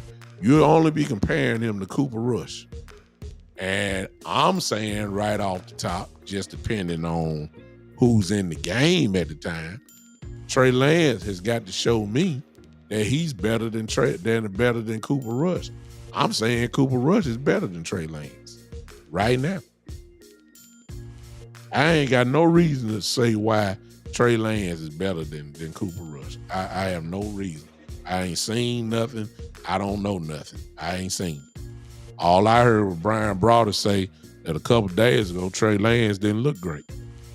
He was late on the ball. The wind, they were playing in between two buildings, which brought a circulation of wind there. And Trey Lance didn't throw well with the wind there. Didn't throw well at all. That's what we just heard. I heard that on him and Vach show a couple days ago. Y'all need to check that out for yourself. So, but here's the thing. The reason why I can't put too much into Trey Lance in the preseason is because, I mean, there's a whole lot of teams not going to be playing their starters. Trey Lance will be going against third and fourth string guys. He ought to look good. He was picked in the first round of the draft. He ought to look good in the preseason. But see, y'all going to be saying like, man, Trey Lance sure know how to run that ball. Look at the athleticism. Oh, man, he can read the defense. Y'all already know the defense in preseason is vanilla. And now you multiply that by playing with third and fourth string guys. And y'all going to all of a sudden be saying, oh, man, he should challenge for Dak. Dak never looked this good. And all that type of stuff. See, y'all don't get fooled. Y'all get fooled. Y'all know Trey Lance. Y'all remember last year? Y'all saying that Deuce Vaughn need to be starting. That's what y'all said. Because Deuce looked great in the preseason. But what y'all didn't say was that Deuce looked good against fourth stringers. Guys who didn't even make the team. Guys that didn't even make the practice squad team. See, y'all didn't say that, see. Y'all didn't say that. And Trey Lance is going to get plenty of opportunity to do something in the preseason. Don't y'all get fooled now. Don't y'all get fooled. Don't y'all get fooled. It's like, I can see it now. Y'all gonna be saying, man, that Trey Lance look good, boy. Ooh-wee. You know, y'all see, y'all ain't gonna do right. Because y'all don't like Dak Prescott. So you got to get out your feelings and think about the bigger picture. You just heard it. You just heard the big picture. You're not going to be able to do anything. You're not going to be able to do anything with a quarterback on dead money if Dak leaves. $46 million. It's just not going to happen. I'm sorry. Let me get back to this. I say I ain't a Cowboy fan. He's still here. That's a great comment, brother. And people got to understand that Trey Lance ain't gonna be playing against number ones now. Now I tell you where you can really, and I wish I would, for those of us that are considering going to Oxnard for training camp, you might can put some value on Trey Lance when we scrimmage the Rams. Because the reason why I'm saying that is because he will be going against number twos and maybe even some number ones. He very well could be seeing that. And then you can say, okay, all right, I can see some things here. But in the preseason game, he ain't going against no number ones. Y'all know that.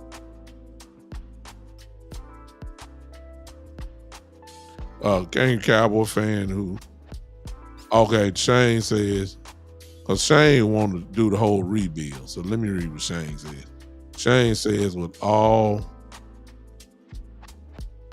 me get it here. Shane said, with all this new information, the Cowboys will be better off drafting a quarterback and be bad, as I hate to say it. Cowboys have to, as y'all have to say it, the Cowboys have to extend Dak. I just don't have faith in Dak anymore. See, that okay, I believe we're in a no-win situation. See, that's a good comment because Shane has been one to say, let Dak walk, start over again, and and start over. But Shane, after listening to myself a little and mostly Coach Marv, after the facts have been given, now you, after an honest assessment, Shane has changed his stance a little bit here and saying that you have to extend them now. So you can't that's a fan, that's a Cowboy fan without a doubt, who does not have the faith in Dak Prescott, but at the same time, he knows what Dak brings to the table. He just wants the Super Bowl. Fine. We all want the Super Bowl. I understand it. But we ain't talking about no trash quarterback. Let's get that understood. But what he's saying is the bigger picture outweighs his feelings for Dak. And that's where a lot of you gonna have to cross over. Once you listen, if you were listening, you ain't gonna be able to convert everybody. I already know that because the hatred for Dak is so strong that you know what I'm saying? You ain't gonna change your mind. You don't care nothing about the salary cap. Look, we gotta pay Dak. If we gotta have a $46 million cap hit next year, so be it. Just get rid of Dak. You just don't understand. You ain't gonna be able to get no real quarterback. You're gonna have to get bridge quarterbacks. Or if you lucky, you gotta get a quarterback. But see, here's the thing. It ain't gonna help because as long as you got Dak Prescott, you ain't gonna be having no bad team. You're gonna get double-digit wins. So if you don't win the Super Bowl, where are you drafted? In the 20s? It's almost to the point that if you get a quarterback, even if it's in the first round, if he's down there in the 20s, 22s, and he ain't drafted in the top 10 with all the real good quarterbacks, you almost don't even want him. You almost know he's a project starting off. If you got to get a quarterback, I hate to say it, you almost need to be in the top 5. How do you get to the top 5? You got to lose a whole lot of games. You're not going to lose a whole lot of games with Dak Prescott because he's that good. We got too many players on this team to be looking we may not be 12-5, but we most certainly not going to be 5-12. We too good. Too good defensively. We too good offensively. Coach Marv. We talking about the number one offense in the league. We're talking about the number one offense in the league. You're not going to get a real good quarterback. I mean, free agent, draft. I'm sorry. Go ahead, Coach Marv. Go ahead. I got one thing to say, man. I want to say this, man. I've been talking to people in the barbershop, and I said something to people, and I had a lot of Cowboy fans get upset with me, and I'm gonna say it to this Cowboy nation here. We should feel fortunate as Cowboy fans that we can hide behind the shortcomings of this franchise and this football team. Mm-hmm. We're not coming up in 29 years of getting to a championship game or to a Super Bowl, and for the last 5 or 6 years, we have 3 or 4 years, because we have not gotten to a deep in the playoffs. Mm-hmm. And we can afford to say we can hide as fans, players on the team, CeeDee Lamb, Michael Parsons, all the head coaches, all the offensive coordinators, all the front office people. Everybody has been afforded to hide behind a curtain and know who holds that curtain. That person is Dak Prescott. Because regardless of how delusional we get without rooting, or how front office doesn't do, or defense doesn't show up, or receivers don't show up, or running backs don't show up, or guys don't make plays, it will always get back to it's Dak Prescott's fault. And this team is hiding behind a veil of the quarterback, because that is the narrative that is being pushed, and we feel that all things would change if Dak Prescott wouldn't be there. And he has held that mantra for this Cowboy organization since he's been here. Just for that alone, he's worth $65 million a year. Just for that alone. Because he is the veil that we hide behind. We got people out there say that they have lost faith in Dak Prescott because he threw for 400 yards and he had 2 really bad passes. He threw 3-4 touchdowns and he played hard and put up 30-some points in a game. And there hadn't been a great quarterback in this league that a team that's given 40 points their defense gets. Call from Angry Cowboys fan. to accept, press. Okay, hold on a second. I didn't never done that before. Hold on just a second. I don't see what I need. Okay. Go ahead, Coach. Hey, Chef. Go ahead. Oh, yeah. The music came on. Yeah, I'm sorry. Yeah.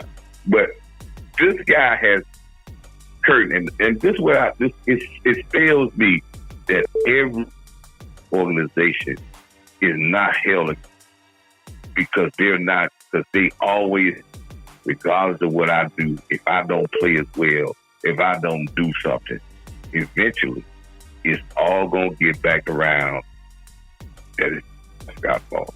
Mm-hmm. And we'll find 1 or 2 plays and we'll pin the whole loss on Dak Prescott. We'll pin the whole failure on Dak Prescott. Regardless, whatever happens, we'll pin it on them. And until we, as a Cowboy nation, till we decide to say that in great organizations, they have other ways to win football games, and they don't pin the loss on a quarterback, they pin the wins on a team, then we will always fall short. Because Patrick Mahomes didn't score a touchdown, didn't score a point in the AFC Championship game, but they won a game. Mm-hmm. Didn't have a great Super Bowl. But that's right. We, as an organization and a fan base, fall for the banana in the tailpipe because we always say we lost faith in a quarterback because of one game. If that was the case, people would have been got rid of Roger Staubach because he went many years couldn't win a big game. Nope. People would have got rid of a lot of guys in Dallas. Tom Landry might not never made it to the Super Bowl victories because they said that for many years, for 10, 11 years straight, he could not win the big game. Mm-hmm. Wow. So let's stop hiding behind Dak Prescott. We are still hiding behind Dak Prescott. And you know something that makes him a great guy? He stands at that podium and he takes ridicule and he takes that and he holds that curtain up for everybody else's shortcomings. Mm-hmm. And he takes it. And for that, he deserves 50 or 60 million because no other quarterback holds a veil up like he does. Because if this was Brett Favre or this was somebody else, they'll be clamoring about he don't have a good enough supporting cast. Yep. Appreciate it, Coach. Thank you so much. Let me get appreciate y'all. Appreciate you. Let me call Angry Cowboy fan. He called in. Let me call in my other brother from like family. And let me call him. Angry Cowboy fan, you don't have to call in. I'm gonna call you right now. And I'm quite sure for him to be calling in, he finna set the world on fire too. Hello. Please state your name after the tone, and Google Voice will try to connect you. This is big time. Ain't Cowboy fan got a secretary. Boy, that raw. Ain't Cowboy fan raw, man. Ain't Cowboy got a receptionist. That's my dog. I know he might be watching. I hope he ain't behind. But he just called in. Maybe he'll call in real quick. Okay, maybe not. The Google subscriber you have called is not available. Ain't Cowboy ain't got a receptionist. I need to get me a receptionist to answer my phone like that. That was raw. I like that. Well, Angry Cowboy fan, if you still watching, call back in real quick. Call back in real quick. Oh, okay, there he is talking. Don't call in, man. Must got a call or something. My brother coming in just a second. I would assume. But hey, what Coach Marv just said again. I mean, that he's the most highly scrutinized quarterback in the game, and yet he still produces. Y'all, he produces. There it is. Call from Angry Cowboys fan. To accept, press 1. To send. Ladies and gentlemen, put your hands together for my brother who comes in his own way. The man, the one and only, who has an incredible show in his own right. I don't know, most of you have already subscribed to it. If you haven't, you need to. The Angry Cowboy fan is in the building. What's up, bro? Yo, what's going on with you, big time? How you doing, man? Man, I'm just trying to do the best I can. We trying to educate people and show why it just makes total sense to sign this guy. But go ahead. Yeah, and that's the thing that I want to talk about. As far as like, you get the moniker of being like a Dak lover when it's only common sense. Like as of right now, the only option the Dallas Cowboys have is to extend him, whether it's 4 or 5 years. Yeah. I feel extend them for 5 years. In year 3 of that extension, draft your quarterback. Yeah. We're not gonna be able to have, top 10 pick in the draft. So you got to look at that, because every time Dak, for 7 out of 9 years, we've been to the playoffs. So we're not gonna have that high, that high of a pick. So in that 3rd year, draft your quarterback so that you can develop him in Prescott's 3rd and 4th. And when the 5th year comes and he's a free agent, you can decide whether you want to keep Dak, whether Dak wants to retire, or whether you want to roll with the quarterback that you've been developing. I just feel like Trey Lance is that, like, let's put it in, relationships going wrong, like man, she just don't understand me, whatever. Oh man, I should move on from her. And instead of working that out, you go look at the new piece, you're like, oh yeah, come on. Yeah. And the grass ain't greener on the other side. You think it is. You think it is. You know what I'm saying? Right. Before you get to know it real good. You think it's all that. But you locked in. Right. once you invest into that person. Then you find out it was better the one that you let go. You already knew what you had in that one, but now you fell in love with the other side of the grass. You turned out it was some weeds. I mean, and for real, like, let's say with Amari Cooper, we lucked out. CeeDee Lamb worked out. We could have kept Amari Cooper. It was only $20 million, but we could have kept it. But everybody had this little narrative that Amari Cooper didn't show up during away games, and he would give up. He'd take himself out of the game, and they started to down talk him. He left. But they traded him, Cowboy fan, and they tried to send him to purgatory. That's why they traded him to Cleveland. The real reason why they got real mad over let me say this. A lot of people say that the COVID thing with Cooper, and they got into their feelings, and they went in and tried to trade him away. They tried to trade him. They did trade him away because of the way Amari was acting during COVID time. But go ahead. He wouldn't take the shot, if you remember. And then I think he got sick. And then if you remember the playoff games for Alabama, he would show up and wouldn't have a mask on. Then he came back, and then the people got sick and all that type of stuff. And Jerry didn't like all that. They got rid of him because what they blamed him and said was, if you remember, they said he acting like an individual instead of the team first mentality. Sure. Yeah. So I remember all that stuff.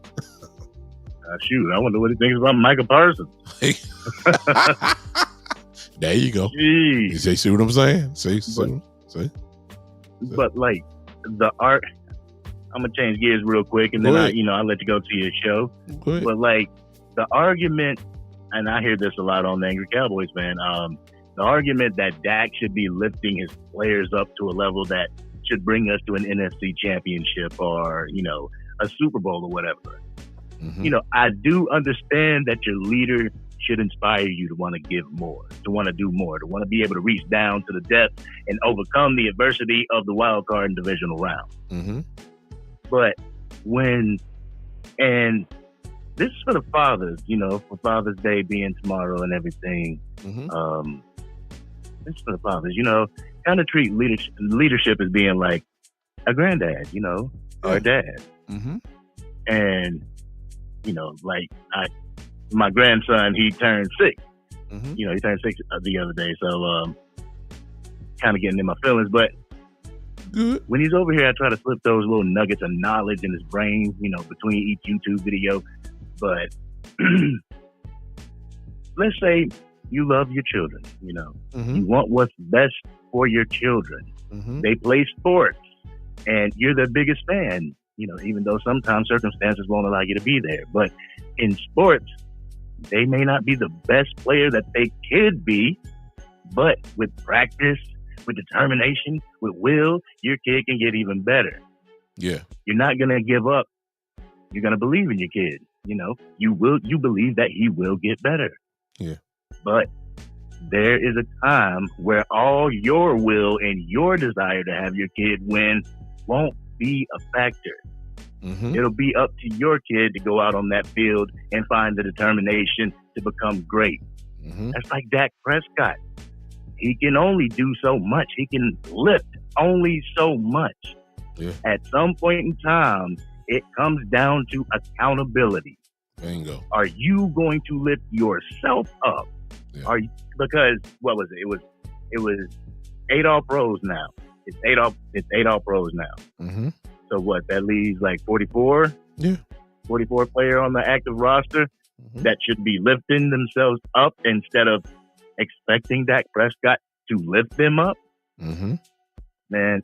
Anyway. Wow. Sorry, I got on the soapbox, but that's how I feel, man. Wow. Like that whole argument right there, it blows my mind because people say Dak don't do that, but it's like these other people, Amari Cooper over in Cleveland, Dalton Schultz in Houston, these guys got contracts off of what? Dak Prescott. Dak. And when Lamb broke records because of Dak. Anyway, go ahead. Sorry. No. What I was about to say was that if you were to be not you, but the people that can't stand Dak to the point where you willing to sacrifice the bigger picture just because you don't like Dak. If you really were to be truthful,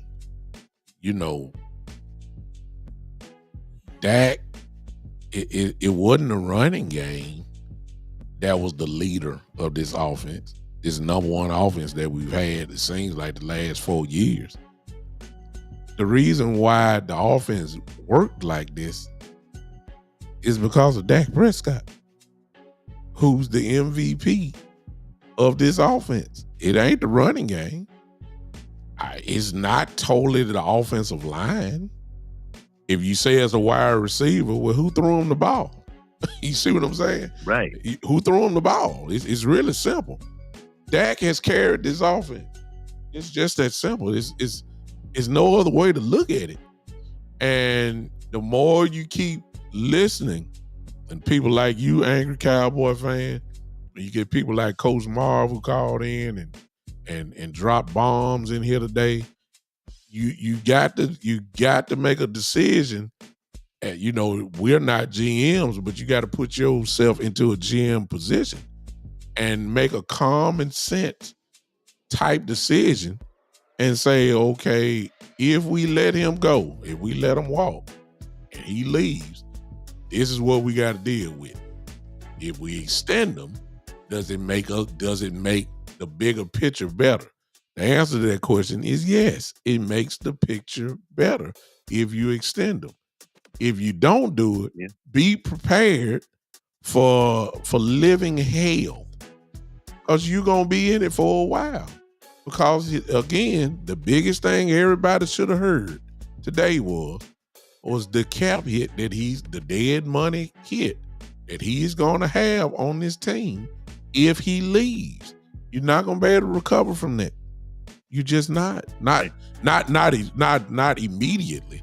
Eventually, you'll find you will get out of dead cap, but it's gonna take a minute, and you're not gonna pay another quarterback. Paying 2 quarterbacks that type of money, you're just not gonna do it. It's common sense, man. I appreciate you, angry Cowboy fan. I love you, brother. Man, thank you, bro, man. Thank you. Yeah, I'll call in another time, but enjoy the show. Thank you for doing what you do. Matter of fact, holding it down. Matter of fact, you got to come on in here with me again. It's just that simple. You know, you got open door to this show anytime, man. Yeah. Love your work. One of the best in the game out there. Privilege for you to even just call in on the show. So, love you. Happy Father's Day to you. Hope you have a great day on tomorrow. Father's Day. Keep doing what you're doing, bro. Thank you, man.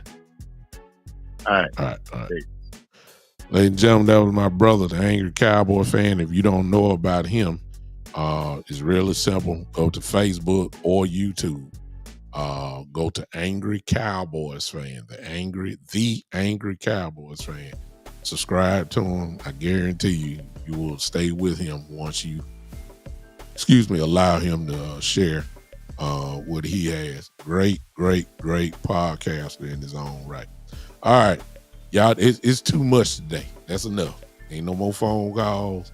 I'm done. I've been on y'all here with 2 hours and 7 minutes. We done went into overtime. This too much today. It's too much. And it's so much that I know y'all ain't gonna retain it. I know you're not. This is just too much today. Coach Marv done came in here and just on complete fire, and just done turned this place completely out. Angry Cowboy fan just came in and put the icing on the cake with the same thing. So it's just too much. Then you throw in whatever I said. It's just too much. It's too much. But I hope that you got it today. The best thing that happened today, to me, is based off Coach Marv and Angry Cowboy.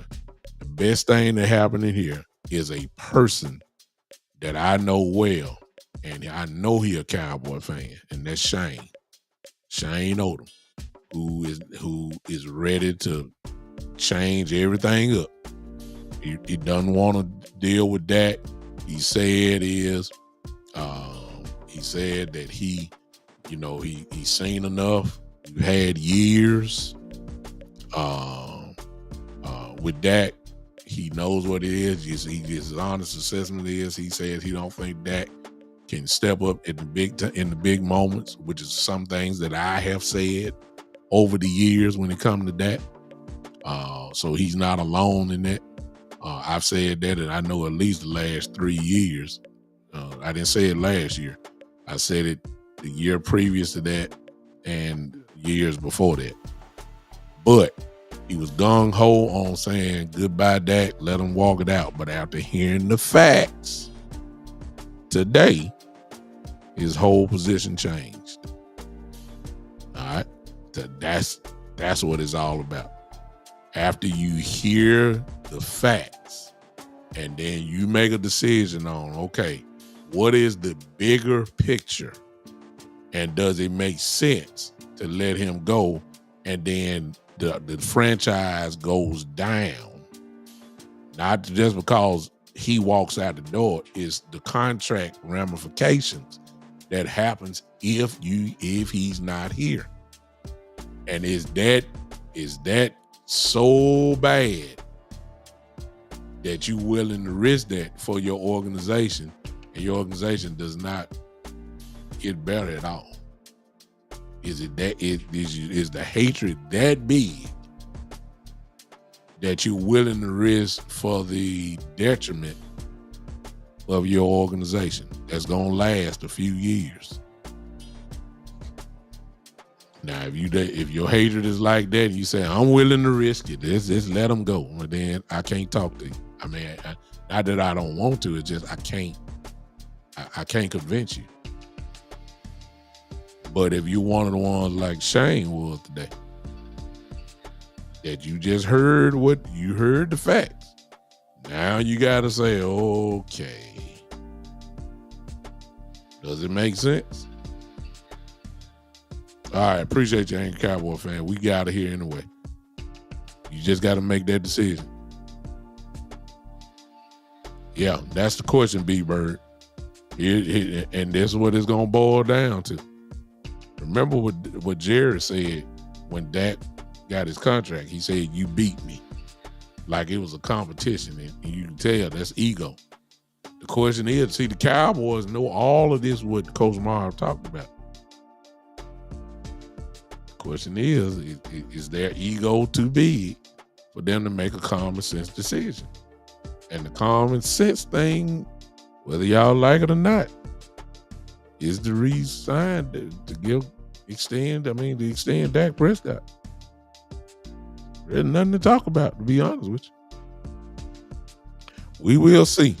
All right, ladies and gentlemen, I appreciate y'all. Everybody, one last time, give me at least 20 likes.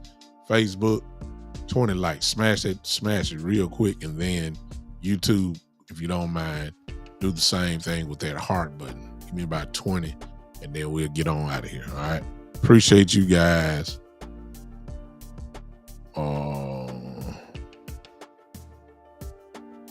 Exactly, DP. But that's more of a coaching thing. Today's show, yeah, but they'll blame Dak if it rains. You see what I'm saying? Dak gonna get blamed for everything. That's been proven.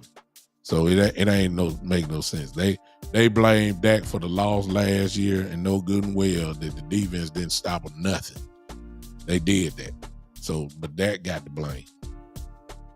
The score in the third quarter was 48-16. 48 points. Dang, near 50 points in the third quarter. They tell you defense didn't stop nothing. Dak Prescott don't play safety, linebacker, corner, nose guard. They don't play nothing. But they blame Dak. That just comes along with the pressure. It is what it is. But it is what it is. Listen, I'll be with you guys a couple days from now on Monday at 7 o'clock. We'll continue to talk about it. Join me with West Coast Cowboy probably Monday morning. Yeah, exactly, Joe. They blame Dak. He said they blame Dak for the Mavericks getting their brains kicked in right now. Exactly. All right. Join me with West Coast Cowboy 12:30 Central Time. 12:30 Central Time on Monday afternoon. I'll be hanging with West Coast. We'll be talking about something Cowboy related for sure. Join me there. Then I'll be back with you guys on Monday evening at 7 o'clock for the big time show. Come on back and hang with me. Tonight, ladies and gentlemen, brothers, treat yourself to your TV tonight. Good stuff coming on. The WWE Clash at the Castle was earlier this afternoon. Some of you probably saw it. But tonight, Tank Davis fights tonight against Martin on tonight. So for those of you looking for something to do, big fight tonight. I'll be watching it as well. And then tomorrow, enjoy yourselves, dads that are here. Happy Father's Day again to every father that is here. Happy Father's Day to you. Hope that your day is a great one. I plan on having one. I'm just happy to have my son here. I'm just happy to have him. He made me a dad. My father, my daddy, is still living. So I'll be with him on tomorrow afternoon, spending time with my daddy. Hope you do the same. Happy Father's Day. Happy Father's Day. Happy Father's Day from me to all of you. All right.